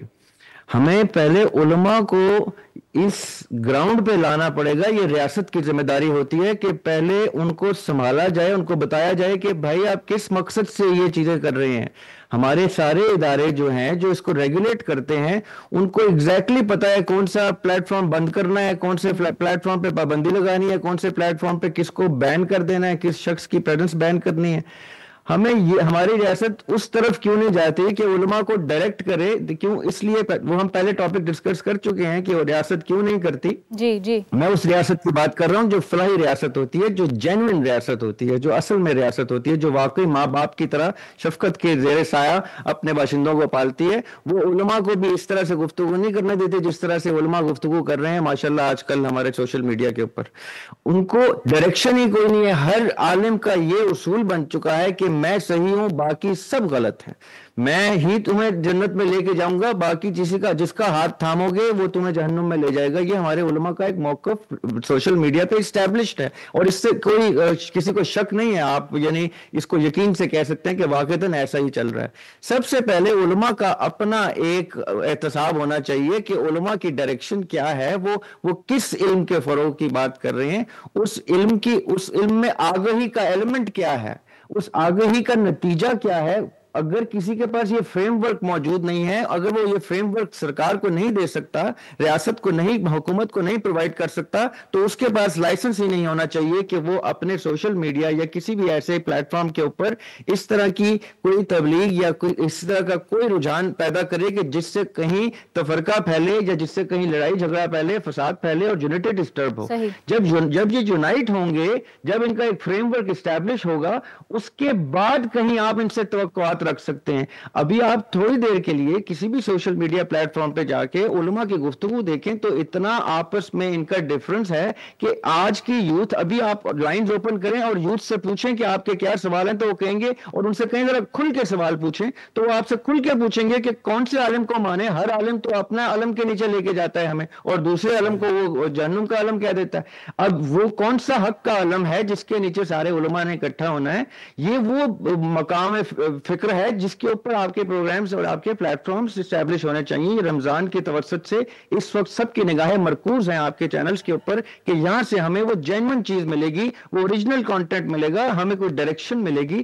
اس وقت یہ گفتگو کہ کو ایجوکیشن کیا ہے اور خواتین کو کتنی تعلیم حاصل کرنی چاہیے, یہ وہ بیسک اگر ہم ابھی بھی سن 2025 میں اور 75ویں 77ویں سال میں پاکستان کے ہمیں یہ کی ضرورت پیش آ رہی ہے تو اس کا مطلب ہے ہم زیرو سے شروع کر رہے ہیں. ہمیں پہلے اس چیز کا تعین کرنا ہے کہ ہم کہاں کھڑے ہیں, ہم نے کیا کیا چیزیں بتانی ہیں. ریاست کی ذمہ داریاں بھی ہم نے بتانی ہیں, آپ کے پلیٹ فارمز نے بتانی ہے ریاست کو ذمہ داریاں. کوئی باہر سے آ کے تو نہیں بتائے گا ریاست کی ذمہ داریاں ریاست کو یا حکومتوں کو, یہ ہم نے یہاں سے اسٹیبلش کرنا ہے. ابھی آپ لائنز کھولیں اور ذرا اپنے کالر سے کہیں ذرا کھل کے پوچھیں, آج علم کی گفتگو ہو رہی ہے تو علم کے معیار کو ذرا کٹہرے میں کھڑا کریں تو آپ دیکھیں کہ آپ کو کیا کیا سوال سامنے آئیں گے. آپ جواب دینے سے قاصر ہوں گے کہ آپ جواب رکھتے ہوئے جواب نہیں دے سکتے. دیکھیں بات یہ ہے, جیسے ریاض صاحب بات کر رہے ہیں, یہاں پر علماء بھی تشریف فرما ہیں, لوگ سن بھی رہے ہوں گے. یہ کیسا قانون ہے کہ آپ کراچی یونیورسٹی کا خرچہ اٹھا سکتے ہیں, آپ پشاور یونیورسٹی کا خرچہ اٹھا سکتے ہیں, آپ کوئٹہ یونیورسٹی کا خرچہ اٹھا سکتے ہیں, آپ پنجاب یونیورسٹی کا خرچہ اٹھا سکتے ہیں. جناب آپ نے یہ کیا نظام بنایا ہوا ہے کہ بچے نے اگر دین کی تعلیم حاصل کرنی ہے اس کو دنیا سے کٹ کے کسی اور طرف جانا پڑے گا. بالکل. آپ اپنے نصاب کو ایسا کیوں نہیں کہتے ہیں کہ جب بچہ اور دنیاوی تعلیم ایسی ہے کہ دین سے کٹنا پڑتا ہے. پہلے دن بچہ سکول میں جائے, جامعہ سے نکلے, جب اس نے ہائر ایجوکیشن کی طرف جانا ہے, اگر اس نے اسلام میں اسلامیات میں پی ایچ ڈی کرنی ہے, اسلام کے قرآن کے تو ایک ایک لفظ پر پی ایچ ڈی ہوتی ہے, قرآن کی تو ایک ایک سورت پر پی ایچ ڈی ہوتی ہے, ٹھیک ہے, تو وہ نظام کیوں نہیں ہے, نصاب تعلیم نصاب کیوں نہیں ہے ایسا کہ آپ کو سکول سے لے کر یونیورسٹی تک ایک ہی جگہ پر تمام تعلیمات ملیں. آپ کو اس کے لیے الگ کسی نے حفظ کرنا ہے, وہ والدین اس میں چلے جاتے ہیں, یار انہیں 5 پڑھ لیا, انہیں 7 پڑھ لیا, انہیں اٹھا کے مدرسے پاواں, وہ وہاں سے 3 سال کٹتا ہے پوری زندگی سے, وہ پھر واپس آتا ہے. حافظ صاحب واپس آپ کی بات پر آئیں گے, یہاں ایک کالر کا سوال بھی ایڈ کرتے ہیں. جی السلام علیکم, کون ہے, کہاں سے ہیں؟ وعلیکم السلام. جی رانا حسن علی فیصلہ آباد سے. جی میرا سوال سر ذریعہ سے ہے کہ تعلیم اور تربیت کو جب کنیکٹ کیا جاتا ہے تو اب جو تعلیم کو کنیکٹ کیا جاتا ہے وہ پیسوں کے ساتھ کنیکٹ کیا جاتا ہے اور پرٹیکولر انسٹیٹیوٹ کے ساتھ کرتے ہیں ہم لوگ کہ تعلیم اب کسی نے بھی لینی ہے وہ پرٹیکولر انسٹیٹیوٹ کے پاس جائیں اور اپنا ڈگری ریپرزینٹ کرے تو اس کی ایکسیپٹیبل ہوگی. تعلیم کیا اس چیز پہ ڈیپینڈ ہو گئی ہے؟ جی حسن شکریہ آپ کا. ذریعہ صاحب ڈگری کی ویلیو پر بات کی گئی ہے. جی بڑی خوبصورت بات کی ہے کیونکہ ڈگری دیتی ہیں وہ عمارتیں ہیں جن عمارتوں کو بنانے کے لیے وہ مزدور استعمال ہوتے ہیں جو اپنا پے چیک انگوٹھا لگا کے دیتے ہیں. یعنی ڈگری وہ عمارت دے رہی ہے جس عمارت کی تشکیل جوہلا کے ہاتھوں سے ہوتی ہے. نو آفینس ٹو دا مزدور, لیکن مزدور بیچارے کی مجبوری ہے کہ وہ علم تو حاصل کر نہیں سکا, تو وہ جب اپنا پے چیک لے گا تو وہ انگوٹھا لگائے گا اور وہ عمارت ہمیں ڈگری دے گی, سند دے گی کہ ہم جو ہیں وہ معلم ہو گئے. یہ جو سسٹم آپ لوگوں نے ہم قصوروار ہیں, ہم سے ایک جنریشن پیچھے والے قصوروار ہیں. ہم نے یہ سسٹم اسٹیبلش کر لیا ہے کہ ڈگری کی ویلیو ہے, علم کی ویلیو نہیں ہے. آپ کی سند کی ویلیو ہے, آپ کو جو اس علم سے جو آگاہی ملی ہے اس کی کوئی ویلیو نہیں ہے. اب دور یہ آگیا ذریعہ صاحب ڈگری کی بھی ویلیو نہیں ہے. پاکستان کی بات کر رہے ہیں ذریعہ صاحب قطع کلامی کی معذرت چاہوں گا. یہ جتنے بھی تعلیمی ادارے ہیں ان کے بورڈز پڑھیں, ان کے اشتہارات پڑھیں, بدقسمتی کے ساتھ اس کے اوپر لکھا ہوتا ہے کہ آپ پائلٹ بننا چاہتے ہیں, انجینئر بننا چاہتے ہیں, 1.5 لاکھ روپیہ مہینہ کمانا چاہتے ہیں. تو جو تعلیمی ادارے اس غرض سے تعلیم دے رہے ہیں کہ آپ پیسے کمائیں گے وہ تو اسلام کی روح سے متصادم ہے. اللہ قرآن میں فرماتے ہیں وَمَا مِن دَابَّةٍ فِي الْأَرْضِ إِلَّا عَلَى اللَّهِ رِزْقُهَا وَيَعْلَمُ مُسْتَقَرَّهَا. اللہ قرآن میں فرماتے ہیں وَكَأَيٍّ مِّن دَابَّةٍ لَّا تَحْمِلُ رِزْقَهَا إِلَّا يَرْزُقُهَا وَإِيَّاكُمْ. وہ آگ لگانی ہے سر پھر ایسی تعلیم کو. علامہ صاحب آپ بھی اس میں رائے شامل کیجئے. اب دیکھیے اس کے حوالے سے جو اشارہ کیا گیا تھا نا کہ یہ جو ڈیوائیڈ ہو گئے ہیں, اس سے پہلے یہ ہے کہ باقاعدہ جو اسلام کے خلاف سازش ہوئی, پہلے تو یہ کہا گیا کہ عمراء کے حوالے سے کہ دین اور سیاست جدا کر دی جائے. کیونکہ ہمارے ہاں وہ جو ایک رسول اللہ صلی اللہ علیہ وآلہ وسلم کے زمانے میں کنسیپٹ تھا کہ وہ جو مسجد نبوی تھا وہ ہیڈ کوارٹر تھا اور وہیں پر سیاسی فیصلے ہو رہے ہیں, دینی فیصلے ہو رہے ہیں, وہیں پر فوج کے حوالے سے فیصلے ہو رہے ہیں, وہیں پر تمام اسلامک اسٹریٹجی بن رہی ہے. لیکن جب قرون علماء آج مسجدوں کو تالے لگتے ہیں نماز کے 15 منٹ کے بعد. بالکل صحیح فرما رہے ہیں. اسی لیے کہ آج لوگوں نے صرف مسجد کو سمجھا ہے کہ یہ ایک عبادت گاہ ہے, 2 رکعت نماز پڑھو اس کے بعد ختم ہو جائے. پہلے تو یہ کہ مساجد کو ان کمیونٹی سینٹرز میں تبدیل کرنا چاہیے کہ جو زمانہ رسالت میں تھا, اصل روح, جی بالکل جو اصل مسجد کی روح ہے کہ وہ روح اس میں ڈال دینی چاہیے. اور یہ بھی باقاعدہ سازش کے ذریعے کیا گیا کہ ان لوگوں کو آپ صرف یہاں تک دین میں محدود کر دیں. ہمارے نزدیک دینداری کا معیار کیا ہے معاشرے میں؟ ہم کہیں گے جو نماز پڑھتا ہے, روزہ رکھتا ہے, یہ دیندار ہے. یہ واجبات ہیں, فرائض ہے, کرنے چاہیے. خود رسول اللہ صلی اللہ علیہ وآلہ وسلم کی حدیث ہے کہ دیندار کا معیار یہ نہیں ہے. اگر کسی کو جاننا چاہتے ہو کہ یہ دیندار کتنا ہے, اس کے ساتھ معاملات کرو. اگر اس کے معاملات ٹھیک ہیں, وہ امین ہے, امانت دار ہے, تو اس کا مطلب ہے وہ شخص دیندار ہے. ورنہ ہو سکتا ہے کہ اسے نمازوں کا, روزوں کا وہ عادت بن چکی ہے, اب اگر وہ پیچھے ہٹ جائے تو عادت کی وجہ سے اسے اندر سے بے چینی ہوتی ہے. در حقیقت پہلا یہ تھا کہ ان کے دین اور سیاست کو جدا کر دیا جائے, یعنی سیاست میں دین کا لیکن اب تو دین پر بھی سیاست ہوتی ہے. لیکن وہی تو اب یہی کہہ رہا ہوں کہ یعنی اسلام کہتا ہے دین اور سیاست اکٹھی چلے گی. یعنی در حقیقت سیاستدان وہی ہوگا جو دیندار ہوگا. چونکہ سیاست کا مطلب کیا ہے, ہم اسے منفی معنی میں لیتے ہیں, اصل میں سیاست ایک عربی زبان کا لفظ ہے. یعنی اس کا مطلب یہ ہے کہ معاشرے کی بہتری کے لیے اپنا کردار ادا کرنا. معاشرے کی بہتری کے لیے وہ شخص بہتر کردار ادا کر سکتا ہے جو دیندار ہے, یا وہ بہتر کرے گا جو بے دین ہے. دیندار ہے وہ زیادہ بہتر کردار ادا کرے گا. اچھا عثمان شفیق صاحب، آپ ماہر تعلیم بھی ہیں اور آپ پڑھاتے ہیں ایک ادارے میں. میں آپ سے یہ جاننا چاہوں گا، یا ہمارے ناظرین یہ جاننا چاہیں گے شاید، کہ جو تعلیم اور علم، ان دونوں میں بنیادی فرق ہیں وہ کیا ہے؟ میں اس میں ایک اور چیز ایڈ کرنا چاہوں گی. پروفیسر صاحب، امام غزالی، ابن رشد جیسے جو مفکرین تھے جنہوں نے دینی اور دنیاوی تعلیم کو جوڑ کر جو ہے وہ اصلاح کی لوگوں کی، آج ایسا کیوں نہیں ہو رہا؟ کہاں ہیں آج کے امام غزالی؟ اور ایک اس میں اور میں ایڈ کر دوں، ہمارے بابا بلے شاہ نے فرمایا تھا علم و بس کریں ہو یار. وہ کون سا علم ہے جس سے انہوں نے کہا تھا علم و بس کریں ہو یار، اور اس کے پیچھے کیا مقصد؟ یہ جو آپ نے ابھی اس سے پہلے ڈیبیٹ ہوئی اور ڈگری کی بات ہوئی اور ڈگری کے بعد کہ صرف روپیہ، صرف پیسہ، میں اپنی بات سے پہلے مدارس کو خراج تحسین پیش کرنا چاہوں گا کہ ہمارے ایسے کوئی اشتہارات اویزہ نہیں ہوتے کہ لکھا جائے کہ آپ درس نظامی پڑھیں تو آپ کو اتنے لاکھ کی نوکری ملے گی، آپ کو یہ کاروبار. میں چاہوں گا مسئلہ یہ ہے کہ کیوں آپ صرف اس جگہ پر، جب مدارس کے کردار کے اوپر تو کسی کو وہ نہیں ہے کہ دین کی تعلیم دے رہے ہیں، لیکن حضور مسئلہ یہ ہے کہ نصاب ایسا کیوں نہیں ہوتا کہ جب آپ بچپن سے اسکول جاتے ہیں آپ وہیں سے آگے لے کر جائیں ساری چیزیں. کون سا مطلب، ہم نے قومی زبان ہماری اردو ہے، مذہبی زبان ہماری عربی ہے، جو بین الاقوامی زبان ہے وہ انگلش ہے، اور بچوں کا کرنا کیا ہے نا یہ تو بتائیں کیا کرنا ہے. اور پھر آتا ہے نہیں انہوں مادری بھی پڑھاؤ، پنجابی بھی آنی چاہیے. وہ کیا کرنا ہے آپ نے؟ یہ ایسے ہے. دنیا کبھی ایسے ترقی کر سکتی ہے؟ ہمارے یہ سب سے بڑا المیہ آج ہمارے خطے پاکستان کا ہے. یہ بر صغیر میں ہمارے ساتھ مسئلہ ہے. آپ جتنے بھی دینی اسلامی ممالک ہیں آپ ان کو دیکھیں کہ وہ تعلیمی نظام، ٹوٹل سسٹم پرائیویٹ سیکٹر کے ہاتھ میں نہیں ہے بلکہ ان کی حکومتوں کے ہاتھ میں ہے. اور ہمارا مسئلہ یہی مسئلہ ہونا بھی یہی عرض کر رہا ہوں. اسی کو لے کے تعلیم اور صحت دونوں یہ جو فرما رہے ہیں اس میں گورنمنٹ کا معاملہ نہیں ہے، مطلب انڈیویجول کے اس میں کچھ نہیں کر سکتا. مدارس میں تو کیا ریاست گزرا ہوں، میرا تو مسئلہ ہی ریاست ہے. لیکن سر علماء کا یہ کام ہے کہ وہ کہیں کہ سیدھے راستے پر آؤ، یہ نہیں ہے کہ وہ حکومت اپنی مرضی کرتی رہے. یہاں پر بھی المیہ یہ ہے کہ جیسے گورنمنٹ پچھلے کچھ سالوں سے یہ کوشش کر رہی تھی کہ ان کو قومی دھارے میں لایا جائے. وہ جو کچھ بڑے ہیں نا مذہبی لباس میں، وہ نہیں چاہتے ہماری اجارہ داری ختم ہو. دیکھیں اس میں ہمارے خطے میں اجارہ داری ہونی چاہیے نبی کریم صلی اللہ علیہ وسلم کے دین کی، اجارہ داری ہونی چاہیے اللہ کے حکم کی، جس میں اللہ نے فرمایا ان اللہ اشترى من المؤمنین انفسهم واموالهم بان لهم الجنہ، جس میں اللہ نے فرمایا کہ جب ان کے سامنے حق ہوتا ہے تو ان کی آنکھوں سے آنسو روا ہوتے ہیں. یہ وہ قرآن ہے جب کفار مکہ پر نازل ہوا ہے، جب انہوں نے سنا ہے تو جناب ان کی آنکھوں سے آنسو ہیں.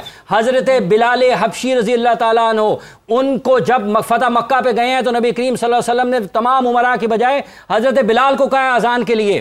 تو وہاں پر یہ نظام وضع ہو چکا ہے. سر ہم پیچھے ہیں دنیا سے، ہم ان چیزوں کو چھوڑے ہوئے ہیں جن سے ہم نے ترقی کرنی ہے. ہمارا یہاں پہ لارڈ میکالے کی جو تقسیم ہے نا، جس نے ہمیں ٹکڑوں میں تقسیم کیا، سیاست میں ہمیں بے دین لوگ دیے اور ملا اور مسٹر کی تقسیم پیدا کی.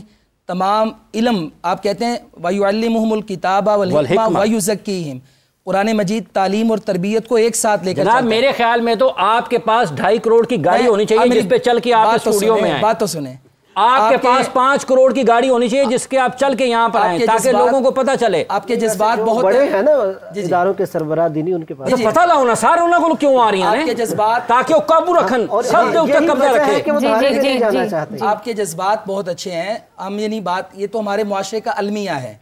دیکھیں جب بات آئی تعلیم، تربیت اور جدید نظام تعلیم کی تو پاکستان کے اکثریتی مدارس نے لبیک کہا. یہ جو 3 سال پہلے بورڈز بنے ہیں، پہلے 5 بورڈز ہوتے تھے وفاق کے، اس کے بعد بھی شامل ہوئے تو اتحاد المدارس الاسلامیہ میں مجھے بھی ایک عہدہ ملا، میں نے بھی کچھ کام کیا اور ابھی تک ہم کر رہے ہیں. ہم نے تو ایجوکیشن منسٹری کے ساتھ DGRE ریلیجیس بورڈ جو ہے اس کے ساتھ ہم نے تعاون کیا اور آج تک ہمارے نئے وفاق کام کر رہے ہیں.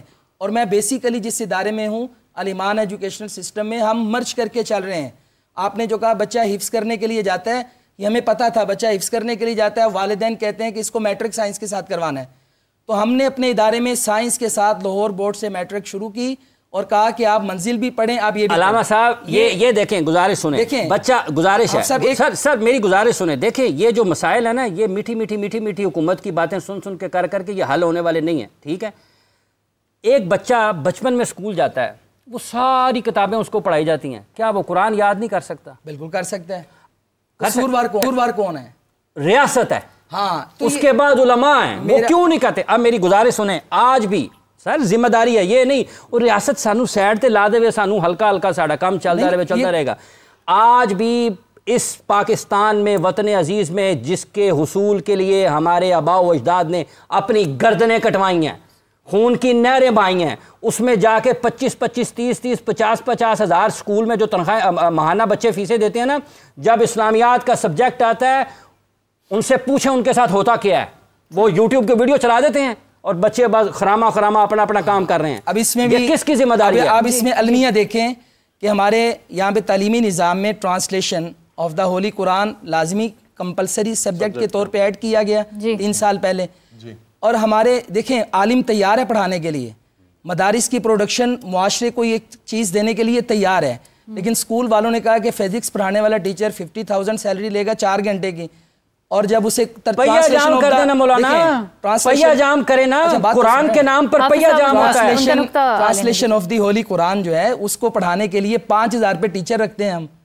وہ عالم آتا ہے اسے کہتے ہیں بھی 10,000. میں ایک بہت بڑے برانڈ کی بات کرتا ہوں, نام نہیں لیتا, میرے بچے وہاں پہ پڑھتے ہیں. میں وہاں پر گیا تو مجھے کہتے ہیں جی آپ مطلب دیندار لگتے ہیں تو ہمیں حفظ القرآن کا ایک ٹیچر چاہیے.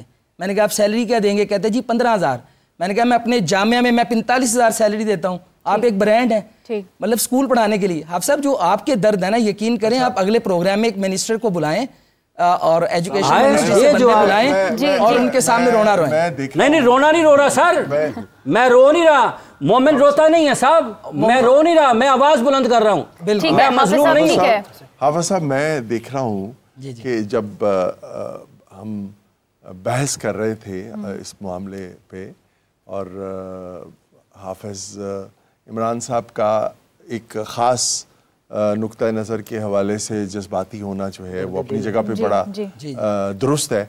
تو اس دوران میں نے دیکھا کہ ذریعہ ہاشمی صاحب بڑی معنی خیز مسکراہٹ جو ہے ہمیں نظر آ رہی ہے, تو ہم چاہیں گے ذرا آپ سے بھی بات کر لیں اس حوالے سے. اس میں ایک اور چیز ایڈ کرنا چاہوں گی کہ ابھی ریاست کے اقدام کے حوالے سے بات ہو رہی تھی. ریسنٹلی جن یونیورسٹیز میں ناچ گانا اور ایسے معاملات ہو رہے تھے ان کو بند کرنے کا ریاست کی جانب سے حکم ہوا ہے, اور پھر ایکٹنگ وغیرہ کے جو سبجیکٹس ہیں ان پر مکمل پابندی کی بات کی گئی. یہ صرف مولویوں کو خوش کرنے کے لیے, معذرت چاہتا ہوں. میں ذریعہ صاحب سے جو ہے ان کا نقطہ نظر لینا چاہوں گی. ہم خوش نہیں ہونا چاہتے, آپ یقین کریں اصل مسئلے پہ نہیں آئیں گے نا علامہ صاحب, پرابلم یہی ہے. آپ یقین کریں اس وقت جو ڈاکٹر بننے کے لیے گیا ہے, انجینئر بننے کے لیے گیا ہے, وہ اس لعنت میں مبتلا ہو گیا, وہ اپنے کاج سے دور ہو گیا, اسی لیے خوش ہو جاتے ہیں. اچھا چلیں چلو ساڑھی گال بنی گئی ہے. ذریعہ صاحب سے, مدارس کو وزارت صنعت میں کہتی ہے رجسٹر کرواؤ. ذریعہ صاحب سے جی یہ بھی ایک اپنے طور پر ہے کہ وزارت تعلیم میں صنعت میں جا کے ہو جاؤ. جی ذریعہ صاحب. پہلے میں معنی خیز مسکراہٹ کے پیچھے جو معنی چھپے ہیں وہ بیان کر دیتا ہوں. جی کہ جب قرآن پاک حفظ کرنے والے کو قرآن پاک کی آیتیں اس کے اوپر عیاں ہو جاتی ہیں تو وہ اس طرح حافظ عمران صاحب کی طرح اس کے جذبات کی صورت میں نمایاں ہو جاتی ہیں. ان کی کسی گفتگو میں 4 جملوں میں 2-3 آیات کیوں خود سے صادر ہو رہی ہیں؟ کیونکہ ان کے اوپر اس کے معنی عیاں ہو چکے ہیں. قرآن پاک میں اللہ تعالیٰ کہتے ہیں وَمَن يُشَاقِقِ الرَّسُولَ مِن بَعْدِ مَا تَبَيَّنَ لَهُ الْهُدَىٰ, کہ جب آپ نبی پاک صلی اللہ علیہ وسلم کی تعلیمات کا انکار کرتے ہیں حق عیاں ہو جانے, ہدایت مل جانے کے بعد, تو اس کے بعد نصلہ جہنم ورڈ یوز کیا اللہ تعالیٰ نے اس میں, کہ اس کے بعد پھر اس کا رستہ سے جہنم ہوتا ہے. اور آقا علیہ الصلوۃ والسلام کی تعلیمات کا انکار ہم اس صورت میں کر رہے ہیں جو ہم پچھلے 1 گھنٹے سے کوشش کر رہے ہیں بحیثیت کل. جب ایک ملک, ایک ریاست 2 قومی نظریے پہ اسٹیبلش ہوئی اور اس میں ایک قوم کو مسلمان قوم قرار دیا گیا اور پھر اسلامی جمہوریہ پاکستان اس کا نام رکھا گیا, تو اس کے بعد اس کا نظام اسلام کے اوپر کیوں نہیں رکھا گیا؟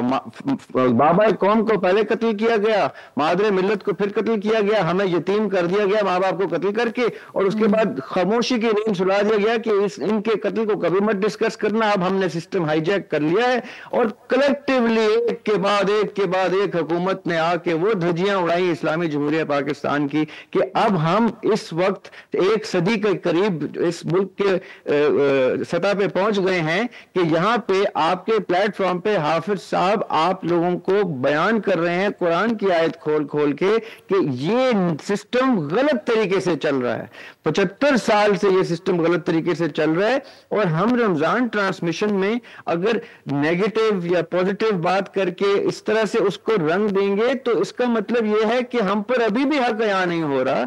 یہ وہ وقت ہے کہ ہم اگلے رمضان تک کا آج اپنے ویورز سے وعدہ کریں، میثاق کریں کہ اس رمضان میں تو ہم نے آپ کو اپنے زخم دکھا دیے، اگلے رمضان تک اگر ہم مرہم نہ لگا سکے تو ہم مرنے کو ضرور تیار ہیں، اگر ہم زندہ ہوئے تو آپ کے یہ آپ زخم جو ہیں ہم ہرے نہیں رہنے دیں گے۔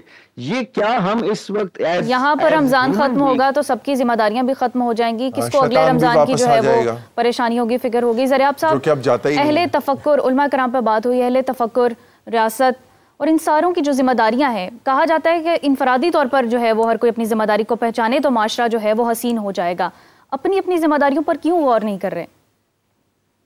کیا صرف پلیٹ فارمز پر بیٹھ کر بات کرنا کافی ہوتا ہے؟ یہ انفرادی ذمہ داری ڈسکس ہو رہی ہے، یہ ہر شخص کے اوپر انفرادی ذمہ داری ہوتی ہے، یہ سارے کے سارے اپنی انفرادی ذمہ داری کو سمجھیں گے تو اجتماعی ذمہ داری ہائی لائٹ ہوگی۔ ایسا نہیں ہے کہ یہ ذمہ داری صرف حافظ عمران کے اوپر ہی آ گئی ہے کہ اس نے آ کے حق بیان کرنا ہے، یہ سب نے آ کے حق بیان کرنا ہے، ہر شخص نے حق بیان کرنا ہے۔ انہوں نے ابھی ایک جملہ کہا کہ کیوں نہیں پہلا جام ہوتا، کتنے یہ ایک سوال ہے نا، اس سوال کا جواب آج ہم کالرز سے سوال نہیں لیتے، ہم کالرز کو سوال کا جواب دیتے ہیں کہ کیوں نہیں پہلا جام ہوتا ان علماء کے ہاتھوں جن علماء کو اس چیز کا یہ حق عیاں ہو چکا ہے کہ ہمارے ساتھ زیادتی ہو رہی ہے، ہمارے آنے والی نسلوں کے ساتھ زیادتی ہو رہی ہے۔ کیوں وہ سسٹم اسٹیبلش نہیں ہو رہا جہاں پہ دین کی تعلیم تو بعد کی بات ہے، دین کا سسٹم آئے گا تو دین کی تعلیم آئے گی۔ جب سسٹم ہی آپ کا فورن سسٹم ہوگا اور پپیٹیئر ہوگا باہر کی ریاستوں سے تو آپ کا دین تو وہ ہوگا جو دین وہ ڈکٹیٹ کریں گے۔ ہم اس وقت اس دین کے دیکھیں اسلام کا سسٹم کیا ہے۔ ذریعہ صاحب، میں یہی جاننا چاہوں گی، ریاست کو بھی بلیم کیا، علماء کرام کو بھی بلیم کیا، ٹھیک ہے، اہل تفکر بھی اس میں آ جاتے ہیں، سبھی آ جاتے ہیں، تو پھر سسٹم آئے گا کیسے؟ سسٹم آئے گا کیسے؟ انفرادی طور پر بھی کچھ نہیں ہو رہا۔ میری عرض سنیں، دیکھیں اسلام کا سسٹم یہ تھا کہ جب ریاست مدینہ کا قیام ہو گیا تھا، آقا علیہ الصلوۃ والسلام نے حجۃ الوداع پہ ہمیں ایک نصیحت کی تھی کہ آج تم پر دین مکمل ہو گیا، اس کے فروغ کے لیے نکل جاؤ، اور اس کے بعد اس کا مطلب کیا ہے کہ اب آپ نے آہستہ آہستہ ریاست مدینہ کو پوری دنیا پہ قائم کرنا ہے۔ ہم یہ کرنا بھول گئے، امریکہ نے یہ کر لیا، امریکہ واقعتاً ساری دنیا پہ چھا گئی اور 40-50 ممالک 100-60-70 ممالک کو اپنا غلام کیا اور ان کا بتایا ہوا اصول چلنا شروع ہو گیا۔ اب جب ہم یہ گفتگو کرتے ہیں تو پلیز تھوڑی دیر مجھے دیجیے گا، یہ بنی اسرائیل اور بنی اسماعیل دو بھائیوں کا یہ معاملہ اس طرح سے چل رہا ہے کہ ہمیں ایٹ لیسٹ پتا تو ہو کہ یہ دو بھائیوں کی جنگ میں ایک بھائی فاتح ہو چکا ہے اور وہ بھائی فاتح ہو چکا ہے جو بھائی دین سے دور ہے، جو بھائی حق پہ تھے، جو بنی اسماعیل حق پہ ہیں، وہ مفتون ہو کے بیٹھے ہوئے ایک پروگرام میں ڈسکس کر رہے ہیں کہ خواتین کو کتنی تعلیم حاصل کرنی چاہیے، مردوں کو کتنی کرنی چاہیے، اور وہ حجاب ہونا چاہیے، ان کا نقاب ہونا چاہیے، اور کون سی ڈگری کے کتنے پیسے ملنے چاہیے۔ اس کا مطلب کیا ہوا کہ مفتون نے اپنی ہی کنویں کے اندر اپنی ایک ریاست قائم کی ہے اور اسی میں پھدک پھدک کے ہم لوگ اس کنویں کو اپنی دنیا سمجھ بیٹھے ہیں۔ اس کنویں سے اگر یہ مینڈک باہر نکلیں تو ان کو پتہ چلے باہر ایک وسیع دنیا ہے جس میں وہ جھنڈے لہرا چکے ہیں اپنی فتح کے، اور ہم مفتون ہو چکے ہیں۔ ہمیں یہ بتانا ہے سب کو کہ ہم مفتون ضرور سے ہیں، صحیح، ہمارے پاس ابھی بھی قرآن کی ہدایت موجود ہے، ابھی بھی دیر نہیں، ابھی بھی کچھ دو چار جو ہے وہ حق بات بول ہی رہے ہیں، تو ان کی حق بات کو سن لیا جائے اور یکجا ہو کے کوئی نظام اسٹیبلش کریں کہ اگلے چند برسوں میں ہم کس طرح سے ری گین کریں گے، اپنی وہ سینکٹیٹی ریوائیو کریں گے جو آقا علیہ السلام نے ہمیں تحفے میں عنایت کی تھی۔ ایسا ایک کالر ہمارے ساتھ موجود ہے، کال لیتے ہیں۔ جی السلام علیکم، کون ہے، کہاں سے ہیں؟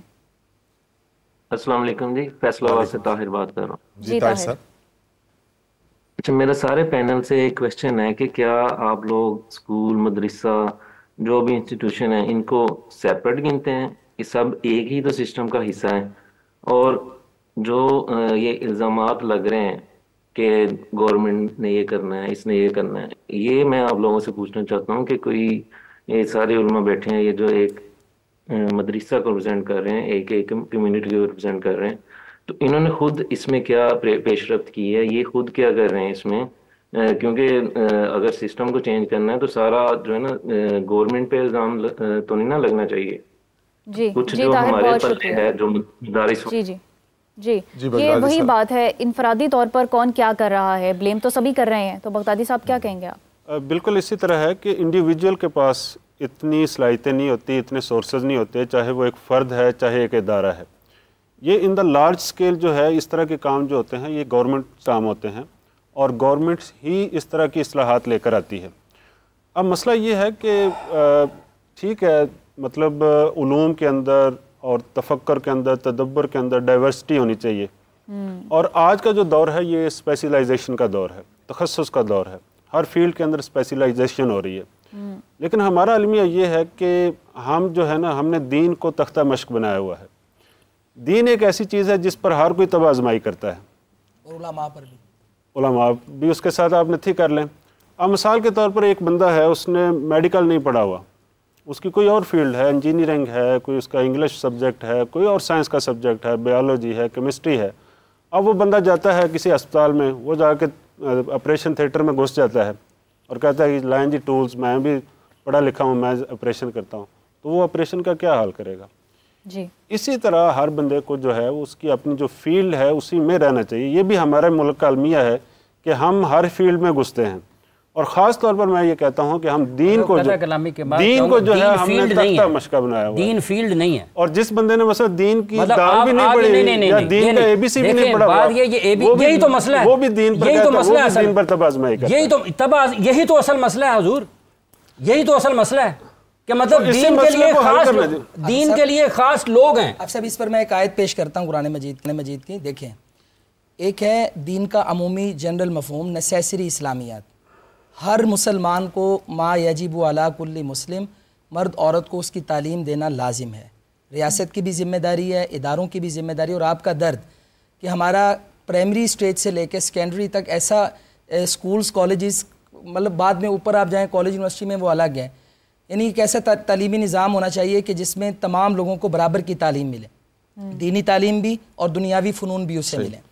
لیکن اللہ تعالیٰ نے قرآن مجید میں فلولا نفر من کل فرقۃ منہم طائفۃ لیتفقہوا فی الدین, یہ جو اللہ تعالیٰ نے ایک خاص گروہ بیان کیا ہے نا, کہ ہر زمانے میں ایک گروہ ہر جماعت سے ایسا ہونا چاہیے جو اللہ تعالیٰ کے دین کو خاص طور پہ لے کر آگے چلیں, یعنی اسپیسیفیکیشن ہونی چاہیے. اب ہم کس کو سمجھیں گے کہ وہ گروہ ہے؟ ایک منٹ میں بتاتا ہوں. دیکھیں, ایک تو ہے یہ گروہ, اور آپ دیکھیں کہ پاکستان میں جو آج ہم نے جس سسٹم پہ بات کی ہے, اور یہ بڑا المیہ ہے ہمارے لیے, لیکن اس سب کے باوجود 78 برسوں میں پاکستان میں اس گروہ نے ہر مسلک میں, آپ نے قرآن کی آیت بیان فرمائی ہے, تو اس کو بھی بیان فرما دیں کہ وَاعْتَصِمُوا بِحَبْلِ اللَّهِ جَمِيعًا وَلَا تَفَرَّقُوا. میں اس کو بھی بیان کرتا ہوں. ہر مسلک میں ہر گروہ نے اسلام اور اپنی دینی تعلیمات کے لیے مدارس کا قیام کر کے 78 سالوں میں یہ جو آج دین باقی ہے, دینداری باقی ہے, اور ہم دین پر بات کرنے کے قابل ہیں, یہ علماء کی محنتیں ہیں.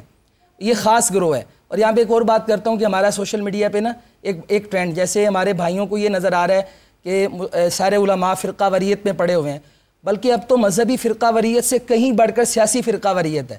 بات پہلے گالیوں تک تھی, اب گولیوں تک ہے. اخلاقی اقدار میں گر چکے ہیں. ہم ہر قسم کی فرقہ واریت کو اس کی مذمت کرتے ہیں, اسے کنڈیم کرتے ہیں. لیکن یہاں پر ایک بات جو بڑی سمجھنے والی ہے وہ یہ ہے کہ ہم اس تمام حالات میں ان لوگوں کو بھی سوشل میڈیا پر دیکھتے ہیں, مطلب قرآن پڑھا, حدیث پڑھی, ترجمہ پڑھا, کچھ دین پڑھنے پڑھانے کے قابل ہوئے, اپنا اسٹوڈیو بنایا, بیٹھے دین پڑھا رہے ہیں. جی ارے بھائی, آپ جو دین پڑھا کے علماء پر ہی جوتیوں سمیت چڑھے ہوئے ہو, آپ کو یہ کس نے سکھایا؟ وہ جو 200 سال پہلے اردو تراجم اس صدی میں ہوئے ہیں, بڑی بڑی کتابوں کے قرآن مجید کے علماء نے محنتیں کی ہیں, انہی علماء کی کتابیں پڑھ کے اور دین سکھانے بیٹھ گئے ہیں, اور احسان فراموشی بھی انہی علماء کی کر رہے ہیں.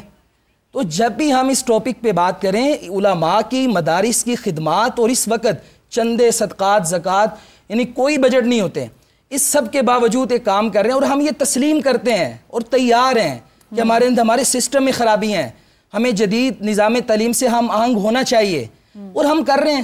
جیسے ابھی کالر نے کہا کہ جتنے پینل میں بیٹھے ہوئے ہیں وہ بتائیں ان کا کیا کردار. بھئی میرا کردار یہ ہے, میں نے درس نظامی سے بھی فراغت حاصل کی, پنجاب یونیورسٹی سے ایم فل بھی کیا, IUB سے PhD بھی کر رہا ہوں, آخری یعنی سمیسٹر میں ہوں. میں تو کوشش کر رہا ہوں, میں اپنے بڑوں کے ساتھ جس ادارے میں ہوں وہاں پہ سائنس اور ساتھ درس نظامی BS وغیرہ اس کو ملا کے پڑھا رہا ہوں, میری یہ فیلڈ ہے. تو الحمدللہ ہم یہ کوشش کر رہے ہیں. اور حافظ صاحب کی بات کو میں آن کروں گا. حافظ صاحب, جہاں پہ ہم نے پہیا جام ہڑتال کرنی ہے نا, اسکول کالجز یونیورسٹیز کے طلبہ ہم سے کسی تعداد میں زیادہ ہیں, انہیں بھی کہیں آپ کو دین نہیں پڑھایا جاتا, سڑکوں پہ آؤ. میں تو آپ کو کہہ نہیں رہا خالی, انہیں بھی, میں تو ہر اس بندے کو جس نے لا الہ الا اللہ محمد رسول اللہ پڑھا میں اس کو کہہ رہا ہوں. آپ اپنے اوپر نہ لے کے جائیں, آپ کے اوپر اس لیے ذمہ داری زیادہ ہے کہ حل یستوی الذین یعلمون والذین لا یعلمون, یہ آپ نے خود قرآن کی آیت بیان فرمائی ہے. اور اگر ہم یہاں پر بیٹھ کے پارلیمنٹ سے کہیں گے کہ یہ مخلوط تعلیم پر ہمارے اوپر کوئی نظام وہ اس کی کوئی تقسیم کر دے, وہ خود مخلوط پارلیمنٹ ہے, وہ تعلیمی نظام کو کیسے ٹھیک کرے گی؟ صحیح, وہ تو خود مخلوط پارلیمنٹ ہے, کیا وہ مخلوط نہیں ہے؟ وہ کیسے قانون سازی کریں گے بتائیں مجھے. اس میں مدارس کا بھی بالکل زبردست یہ کردار ہے. اور اسی طرح جس طرح ہم آپ کے چینل سے یہ اس پروگرام سے یہ مطالبہ کریں گے کہ جیسے یہ آواز بلند کی جاتی ہے کہ مدارس کے اندر انجینئرز پیدا کریں, سائنسدان پیدا کریں, ڈاکٹرز پیدا کریں, انہیں اس فیلڈز میں بھی آپ ڈپارٹمنٹس قائم کرو. اور بڑے بڑے مدارس میں یہ کام ہو بھی رہا ہے, اس کی بڑی یہ بھی مثالیں دیں گے, ہم بھی دیں گے. اسی طرح ہم یہ بھی مطالبہ کرتے ہیں اور الحمدللہ اس پر پچھلی گورنمنٹ نے یہ کام کیا, ٹرانسلیشن آف دا ہولی قرآن اور سیرت پر جو کام ہوا یونیورسٹیز کے اندر, اب ہر ڈپارٹمنٹ میں یہ کام ہو رہا ہے. اب یہ ان کی اپنی حسن نیت پر ہے کہ وہ اچھے ٹیچرز کا, اسکالرز کا انتخاب کر کے, لیکچررز کا ان کو موقع دیں. علامہ صاحب, نیلسن منڈیلا یہ کہتے ہیں کہ تعلیم ایک ایسا طاقتور ہتھیار ہے جس سے دنیا بدل سکتی ہے. ہم یہاں دیکھ رہے ہیں کہ سوچ نہیں بدلتی ہماری. ایسا ہی ہے, لیکن کیسے دنیا بدلتی ہے, اس حوالے سے حضرت امام جعفر صادق علیہ السلام کے ایک فرمان ہے, العالم عالم فی زمانی, کہ اصل عالم ہے کون؟ اصل عالم وہ ہے جسے اپنے زمانے کے تقاضوں اور چیلنجز کا پتہ. صحیح, یعنی اصطلاحیں رٹ لینا تو بہت آسان ہے, لیکن میرے زمانے کے تقاضے کیا ہیں, چیلنجز کیا ہیں, اور اس کے بعد میں قرآن و سنت سے اس کا حل پیش کروں. جی, لیکن ہمارے معاشرے میں ڈسکس ہوئے ہیں, کیا حل ہے؟ لیکن ہمارے معاشرے میں بھی میں عرض یہی کرنا چاہتا ہوں کہ در حقیقت مسائل کے حل کی طرف ہم نہیں جاتے. اب جو آپ نے حل کی بات کی ہے, سب سے پہلے اب زمانہ رسالہ سے, جیسے میرے بھائی نے اشارہ بھی کیا کہ پہلی یونیورسٹی قائم کی وہاں صفہ کی, کیا وہ اسی طرح کے دینی لوگ تھے کہ انہوں نے دین کو کمائی کا ذریعہ بنایا ہوا تھا, یا ان کا کوئی اور پیشہ تھا؟ وہ کماتے وہاں سے تھے اور دین کی خدمت کیا کرتے تھے. اب یہاں پر در حقیقت جب ہم نے ایک پورا پروفیشن بنا دیا, جیسے کوئی ڈاکٹر بن رہا ہے, انجینئر بن رہا ہے, ویسے ہم سمجھتے ہیں کہ جس نے دین پڑھنا ہے نا, اس نے دین کو حصول دولت کا ذریعہ ہی یہ بنانا ہے. اور میں یہ بات کروں, چونکہ میں کہہ رہا ہوں, میں اگر یہاں پہ بیٹھا ہوں, میں اپنی گھر کا کچن چلانے کے لیے کچھ اور کرتا ہوں, یعنی کہیں اور سے میرا سورس آف انکم ہے کہ جس سے میں نے اپنے یہ معاملات چلانے ہوتے ہیں. یہ نہیں کہ میں نے دینی معاملات کے ذریعے کہوں میں نماز پڑھاؤں گا, وہاں سے میں اتنے پیسے لے لوں گا, وہاں میں قرآن پڑھاؤں گا, وہاں سے اتنے پیسے لے لوں گا. جب آپ دین کو کمائی کا ذریعہ بنائیں گے تو آپ کیا سمجھتے ہیں کہ ہم دین میں, جو میرے بھائی نے اشارہ کیا, تفقہ فی الدین, تفقہ فی الدین کیا ہے؟ دین کی سوجھ بوجھ حاصل کرنی, اصطلاحیں نہیں رٹنی, ہم نے بلکہ اس کی گہرائی میں جانا ہے. جیسے قرآن کے بارے میں فرمانا, ظاہر انیق و باطن عمیق لا تحصى عجائب ولا تبلى غرائبه. قرآن کا ظاہر بہت جاذب ہے, اٹریکٹیو ہے, انسان اس کی طرف جاتا ہے, لیکن اس کا باطن بہت گہرا ہے کہ جب ہم قرآن مجید کی اسی باطن کے اندر جاتے ہیں, پھر ہم وہاں سے در حقیقت اصل معانی اخذ کرتے ہیں. اور در حقیقت اس ملک کا المیہ یہ ہے, اور یہ میں اپنے بھی شعبے کے حوالے سے عرض کر رہا ہوں, اس ملک المیہ یہ, یہاں ہر جگہ مافیاز بیٹھے ہوئے ہیں. اچھا, ایک کال لے لیں جی, کالر ہمارے ساتھ ہے. جی السلام علیکم, کون ہے, کہاں سے ہیں؟ جی وعلیکم السلام, آئی ایم قرۃ العین فرام کویت. جی قرۃ العین. My question is from Sir Zaryab. When Quran commands us to seek knowledge, right? So what essential principle are we ignoring today while choosing our teachers, mentors and ulmas, right? And how is this negligence affecting us personally and as a society as well? Thank you, sir. جی شکریہ قرۃ العین. جی زریاب صاحب, قرآن کا لہجہ, تفکر, تدبر کا. اچھا, پہلے تو مجھے کنفیوژن یہ ہے کہ انگریزی میں سوال کرنے کا مطلب یہ تو نہیں کہ مجھے انگریزی میں جواب دینا ہے, کیونکہ اگر انگریزی میں جواب دینا ہے تو اس میں ہم, اگر وہ اردو میں سن رہی ہیں تو اس کا مطلب وہ سمجھ رہی ہیں. آپ بائی لینگویل کر لیں. بس ٹھیک ہے. اچھا دیکھیں جی، قرآن پاک اب جب اتنی ڈسکشن ہو چکی ہے ماشاءاللہ، اتنے اچھے انداز میں گفتگو ہوئی ہے کہ اگر قرآن پاک میں اللہ تعالیٰ کہتے ہیں نا کہ میسج ایسا دو کہ جس سے روح کانپ اٹھے، تو یہ میسج حافظ صاحب نے علل اعلان ایسا دیا ہے کہ سننے والے اور باشعور لوگوں کی روح کانپ اٹھنی چاہیے، ان ماں باپ کی روح کانپ اٹھنی چاہیے جو یہ پروگرام دیکھ رہے ہیں کہ ان کے بچے جو ہیں وہ اس سسٹم میں کی آگ میں جھونکے جا رہے ہیں جس سسٹم میں وہ جھونکے گئے اور جس سسٹم میں ان سے پچھلی جنریشن جھونکے گئی. لیکن ایک چیز ہوتی ہے مرض کی تشخیص اور اس کے بعد دوسری چیز ہوتی ہے اس کا علاج، اس کا بر وقت علاج. اب اگر مرض کی تشخیص ہم نے کر ہی دیا 1 گھنٹہ اور شاید 1 گھنٹے سے زیادہ، تو اب کوشش یہ کرتے ہیں کہ ہم اس کے علاج کی طرف زیادہ توجہ دیں کہ اب ہم یہاں سے آگے کی گفتگو وہ کریں جو بچی کا سوال تھا کویت سے، کہ اگر قرآن پاک ہمیں اس طرف لے کے جا رہے ہیں کہ علم کا حصول جو ہے وہ سب سے سپیریئر موسٹ ڈیوٹی ہونی چاہیے، تو وہ جیسے آج ڈسکس ہوا تھا پیچھے کہ عابد اور عالم میں فرق کیا ہے. عابد اور عالم جو صرف عابد ہے اور اس کو علم نہیں ہے کہ وہ کس کی عبادت کر رہا ہے، تو اس کی عبادت جو ہے وہ مشکوک ہو گئی ہے. اور اگر کوئی عالم ہے جو سمجھتا ہے کہ عبادت کا مطلب کیا ہے، عباد کا مطلب کیا ہے، عبد کا مطلب کیا ہے، عبد اللہ کا مطلب کیا ہے، کہ عبادت کہتے کس کو ہیں، بندگی کہتے کس کو ہیں، تو وہاں پہ عبادت کے درجات بلند اس لیے ہو جاتے ہیں کیونکہ وہ جانتے بوجھتے ہوئے وہ اسیری تسلیم کرتا ہے، جس اسیری کا مطلب ہے عبد ہونا، کسی کی بندگی میں آنا. تو جیسے آپ کو علم ہوگا تو ہو سکتا ہے کتنے ہی لوگ یہ جاننے کے بعد کہ مجھے اس لیول پہ اسیری کرنی ہے آقا علیہ السلام کی، اس لیول پہ اسیری کرنی ہے آقا علیہ السلام کے حکم کی، اللہ سبحانہ وتعالیٰ کی، کہ ہم نے ان کی سنت پہ، طریقت پہ، نقش قدم پہ ایسے اتر جانا ہے کہ دنیا بھلا دینی ہے. تو پھر جاننے بوجھنے والا اپنا رستہ چینج کر لیتا ہے، جیسے ہم نے کیے ہوئے ہیں چینج. ہم نہیں چلتے سنت رسول کے اوپر، ہم نہیں بنتے اللہ کے عباد، ہم عبد. کیوں؟ کیونکہ ہمیں پتہ ہے کہ جو دنیا، جو اس متاع دنیا جو سرنڈر کرنی پڑتی ہے، وہ سرنڈر کرنے کے لیے ہم تیار نہیں ہوتے. اس لیے اس عابد میں اور اس عالم میں فرق ہے. تو جب قرآن کا اشارہ ہے علم کا، تو سب سے پہلے تو اس چیز کو سمجھنے کی ضرورت ہے قرآن کے اشارے میں کہ کیا ہمیں معلوم ہے کہ ہم نے اللہ تعالیٰ کی اسیری کو تسلیم کرنا ہے، تو اس کا مطلب کیا ہے. اس میں سب سے پہلے یہ دنیا ترک کرنی پڑتی ہے. اس میں سب سے پہلے اس دنیا کو ایک ایلوژن، ایک دھوکہ سمجھ کے، ایک آخرت کی کھیتی سمجھ کے اپنی زندگیوں کو آخرت کے انداز میں ڈھالنا ہے. اب یہ کرنے کے لیے یہ جو تمام تر، جس کو کہتے ہیں نا، ہم گورا ہمیں سمجھا جاتا ہے تو ہم سمجھ جاتے ہیں، to unlearn everything first and then to start learning what the Quran has to offer.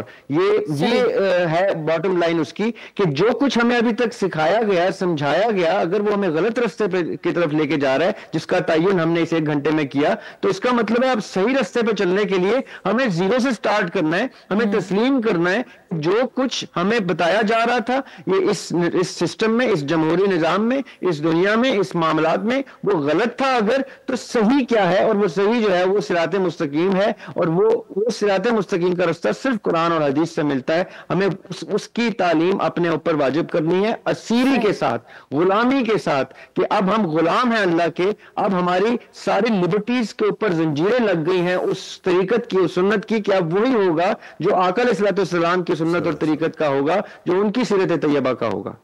جی، میرا آخری سوال جو ہے وہ سارے پینل کے حضرات سے ہے کہ ابھی تک ان کا کیا رول تھا، جو آج کا ہمارا موضوع تھا. چونکہ سبھی جو ہے مذہبی اسکالرز ہیں، تو میں حافظ صاحب آپ سے شروع کروں گی. زریاب صاحب چلیں میں آپ سے شروع کرتی ہوں کہ آپ نے یہ جو آپ کہہ لیں کہ اپنی ذمہ داری کا یہ پودا ہے، آپ کیا سمجھتے ہیں، آپ نے کیسے اس کا بیج بویا، اور ابھی آپ کیا سمجھتے ہیں کہ اور کیا کرنے کی ضرورت ہے؟ جی دیکھیں جی، میں اپنے کردار کو اس طرح سے نبھا رہا ہوں کہ میں کیا نبھا رہا ہوں، اللہ معاف کرے، توبہ استغفار. میں تو اس رستے کا خالی مسافر ہوں جس رستے پہ کردار سازی ہوتی، جس رستے پہ نبھانے کی کوئی جرت جسارت کی جاتی ہے. میں تو صرف یہ کر سکتا ہوں کہ اگر آپ مجھ سے گفتگو کر رہے ہیں، مجھ سے کچھ سوال پوچھ رہے ہیں، تو اس کا افضل ترین جواب جو میرے پاس ہے میں آپ کے سامنے پیش کر رہا ہوں. اور یہی ہمارے کچھ تھوڑے بہت ہم ادارے اسٹیبلش کیے ہیں پڑھانے کے، تعلیم ان کے ادھر بھی ہم یہ بیان کرتے ہیں کہ علم کا حصول آپ کا مقصد ہونا چاہیے، معلم کی پیروی نہیں، معلم کی شخصیت پرستی نہیں، آپ کا حصول یہ ہونا چاہیے کہ علم کہاں سے مل رہا ہے۔ علم اگر کسی ایسی کتاب سے مل رہا ہے جس کتاب کی لینگویج ہی آپ کی لینگویج نہیں ہے، تو سب سے پہلے آپ نے وہ لینگویج سیکھنی ہے یا ان لوگوں کے پاس جانا ہے جو اس لینگویج کو جانتے ہیں اور سمجھتے ہیں، اس کا اتنا فہم رکھتے ہیں کہ ہم جب ان سے پوچھیں کہ بسم اللہ کا مطلب کیا ہے تو وہ یہ نہ خالی کہہ دیں شروع اللہ کے نام سے، وہ اس کی معرفت آپ کو بتائیں۔ وہ یہ نہ کہیں کہ قبر میں آپ جائیں گے تو اگر آپ سے سوال پوچھا جائے گا کہ آپ کا رب کون ہے تو آپ کو اس چیز پہ چھٹی مل جائے گی کہ آپ کہہ دیں اللہ سبحانہ وتعالیٰ۔ ایسا نہیں ہوگا، ایسا ہرگز نہیں ہوگا۔ اگر آپ قبر میں اتریں گے اور آپ سے سوال پوچھا جائے گا تو آپ سے سوال اس معرفت کا پوچھا جائے گا کہ آپ نے اپنے رب کو پہچانا، کون ہے آپ کا رب؟ اتنے خدا جو لوگوں نے بنائے تھے ان میں سے آپ نے اپنے خدا کو کیسا پہچانا؟ تو وہاں پہ آپ کا بیان شروع ہو جانا چاہیے۔ وہاں پہ آپ فرشتے کو کہیں کہ آپ فرشتے اکٹھے کریں کیونکہ میرا بیان شروع ہونے لگا ہے، میں بتانے لگا ہوں کہ میرے رب کی معرفت میں نے زندگی میں کیا حاصل کی ہے۔ تو آپ کو دو فرشتے تھوڑے لگنا شروع ہو جائیں کہ میرا بیان سننے کے لیے ساری محفل سجائی جائے کہ اب مومن بتانے لگا ہے کہ اس کا رب کون ہے۔ جب پہلے سوال پہ ہی آپ کو قبر روشن ہو جائے کہ یہاں سے علم کی روشنی کیسے نکل رہی ہے اس قبر سے، کیونکہ وہاں پہ مومن کا بیان شروع ہو گیا، اس سے سوال اس کے رب کا پوچھ لیا گیا۔ اب کیا کوئی مومن تیار ہے اس قبر میں جانے کے لیے اور اس سوال کا جواب دینے کے لیے؟ کیا ہمیں معرفت ہے اس سوال کے جواب کی؟ ہمیں تو یہ وہ جو جیسے بچپن میں چیٹنگ نہیں بتائی جاتی تھی کہ یہ پیپر کے اوپر چھوٹا چھوٹا کر کے لکھ کے لے جاتے ہیں، سوال کا جواب لکھ دیتے ہیں، ہمیں اس طرح سے پیپر آؤٹ کر دیا جاتا ہے اور ہم سمجھتے ہیں اس کا رٹا کا جواب، اگر یہی رٹا کا جواب کسی ہندو نے بھی دے دیا قبر میں جا کے، یا کسی کرسچن نے دے دیا، یا کسی یہودی نے دے دیا، تو کیا وہ پاس ہو جائے گا؟ کیونکہ اس نے بھی مسلمانوں کے لیکچر تو سن لیے۔ ایسا ہرگز نہیں ہے۔ اگر آپ معرفت جانتے ہیں تو وہ معرفت آپ کی طریقت سے، آپ کے عمل سے، آپ کی شکل و صورت سے عیاں ہونی چاہیے۔ وہ آپ کو آئینے میں دکھ جانا چاہیے کہ کیا میں اب قبر میں جانے کے لیے تیار ہوں کہ نہیں ہوں۔ اگر میں قبر میں جانے کے لیے تیار نہیں ہوں تو میں تو فرشتے کو بھی ریکویسٹ کر کے روک لوں کہ مجھے آج سمجھ میں آ گئی ہے، اب آپ مجھے وقت اور دیجیے، اللہ تعالیٰ کو اور وقت دیں کہ آپ جب تک اس معرفت کو حاصل نہ کر لیں، تیار نہ ہو جانے کے لیے، تب تک آپ کو جانے کی گنجائش بھی نہ ہو۔ صحیح۔ بغدادی صاحب آپ کیا فرمائیں گے آخر میں؟ ہمارے پاس وقت بھی بہت کم رہ گیا، تو ذرا مختصر اس حوالے سے آپ کا اپنا کیا کردار ہے جو ہم نے سارا یہ بحث کی؟ جی بالکل، میں نے الحمدللہ جو دینی تعلیم ہے اور اس کے ساتھ دنیاوی تعلیم ہے، تو میں نے پی ایچ ڈی تک کی تعلیم حاصل کی اور ریسنٹلی میں پوسٹ ڈاک کر رہا ہوں، اور میرا سبجیکٹ جو ہے وہ عربک ہے، اور میرا تعلق جو ہے وہ منہاج القرآن کے ساتھ ہے۔ وہاں میں جو درس نظامی ہوتا ہے اسپیسیفکلی اس کو میں 22-23 سال سے پڑھا رہا ہوں، اور اس میں جو میرے سبجیکٹس ہیں وہ عربک گرامر وغیرہ ہے۔ تو مجھے خوشی ہوتی ہے کہ میں کسی نہ کسی طور پر جو قرآن کی زبان ہے اس کی ٹوٹی پھوٹی خدمت کر رہا ہوں۔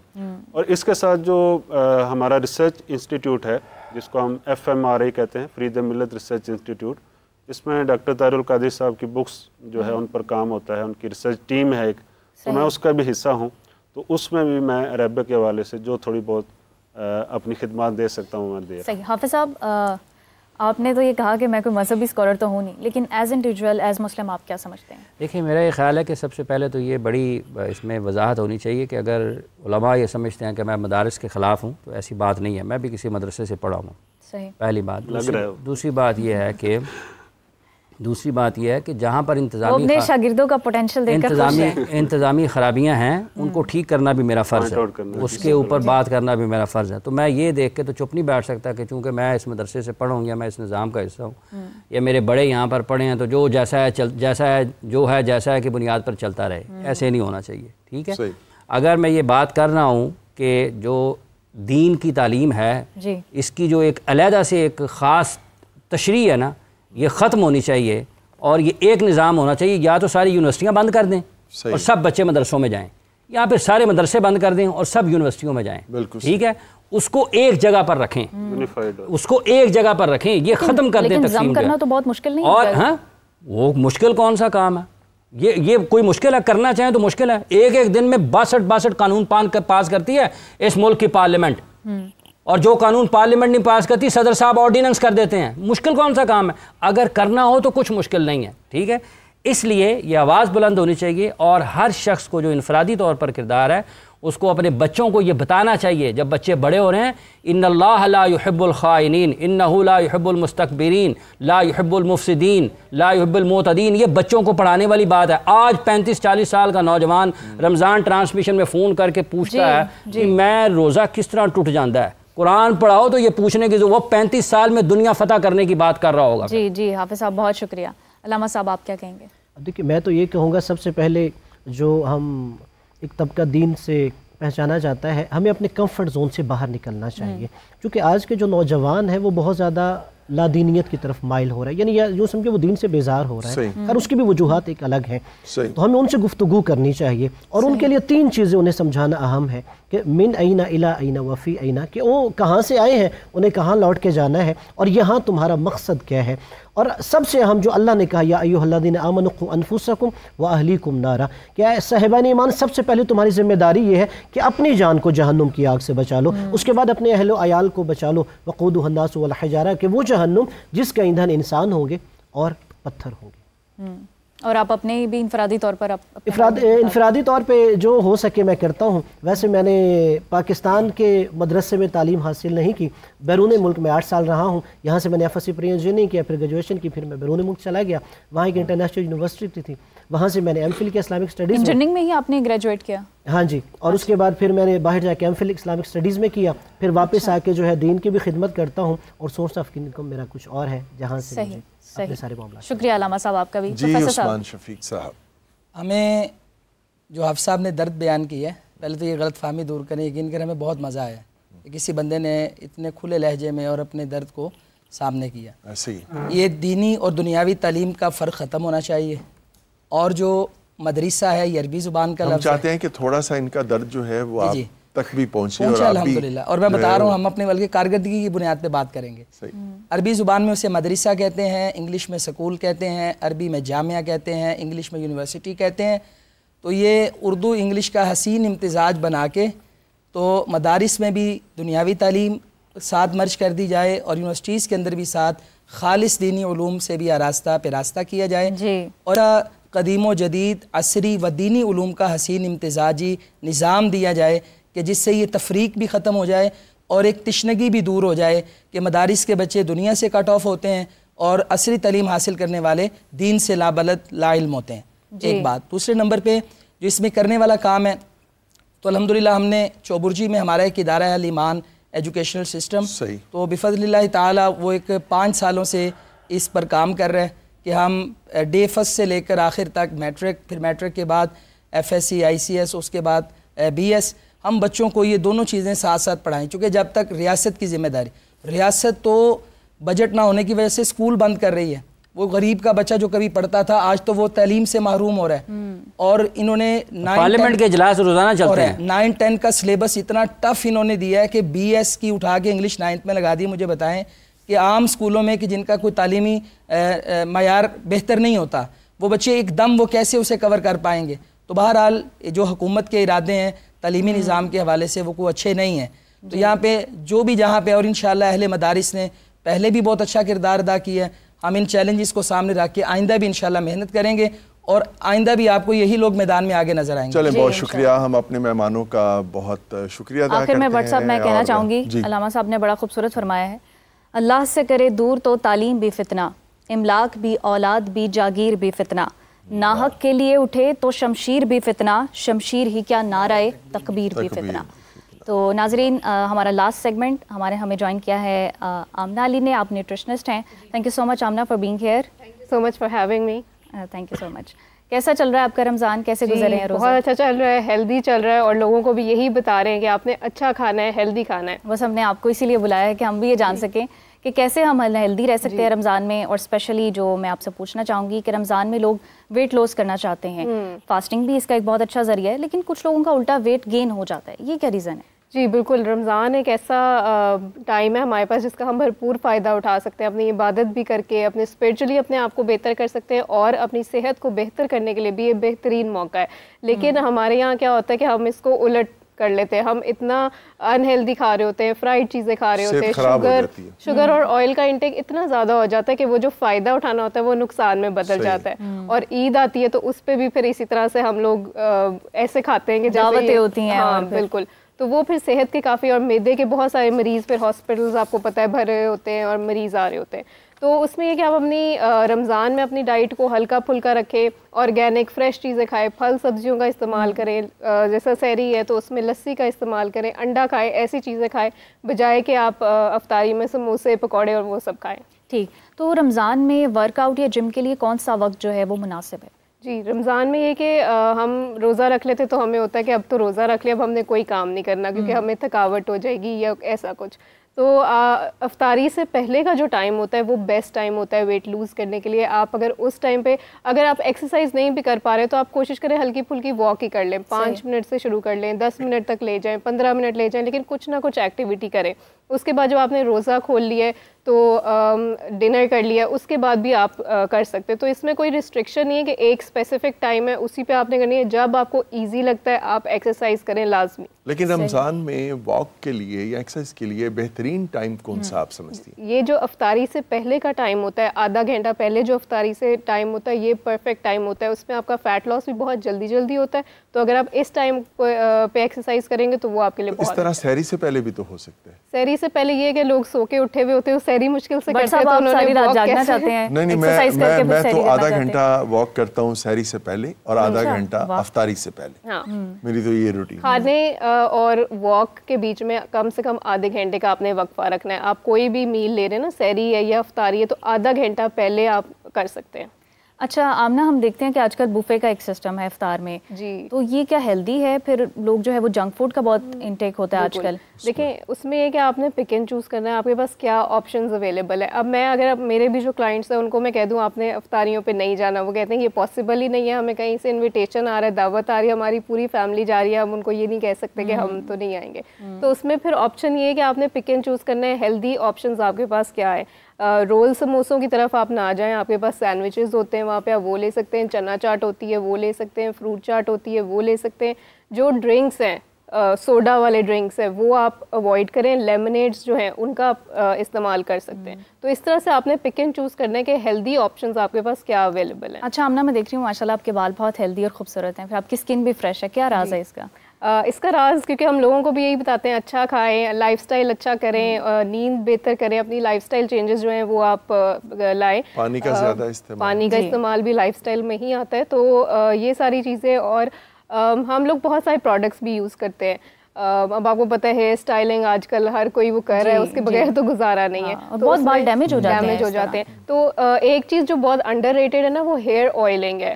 آپ کو ہیئر آئلس کا استعمال کرنا چاہیے. اب جیسے حسن حالہ کا ایک ہیئر آئل ہے وہ بہت اچھا ہے, اس کے اندر روز میری آئل ہے, کیسٹر آئل ہے, جوجوبا آئل ہے, تو وہ اتنے سارے آئلز مل کے آپ کے بالوں کو نرش کرتے ہیں. تو وہ اس طرح کے جو آئل ہیں وہ آپ لازمی استعمال کریں. آئل جو آپ نے بتائے ہیں یہ خواتین کے لیے یا مردوں کے لیے؟ یہ دونوں کے لیے, بلکہ مردوں میں تو گنج پن کا جو ایشو ہے وہ زیادہ ہوتا ہے.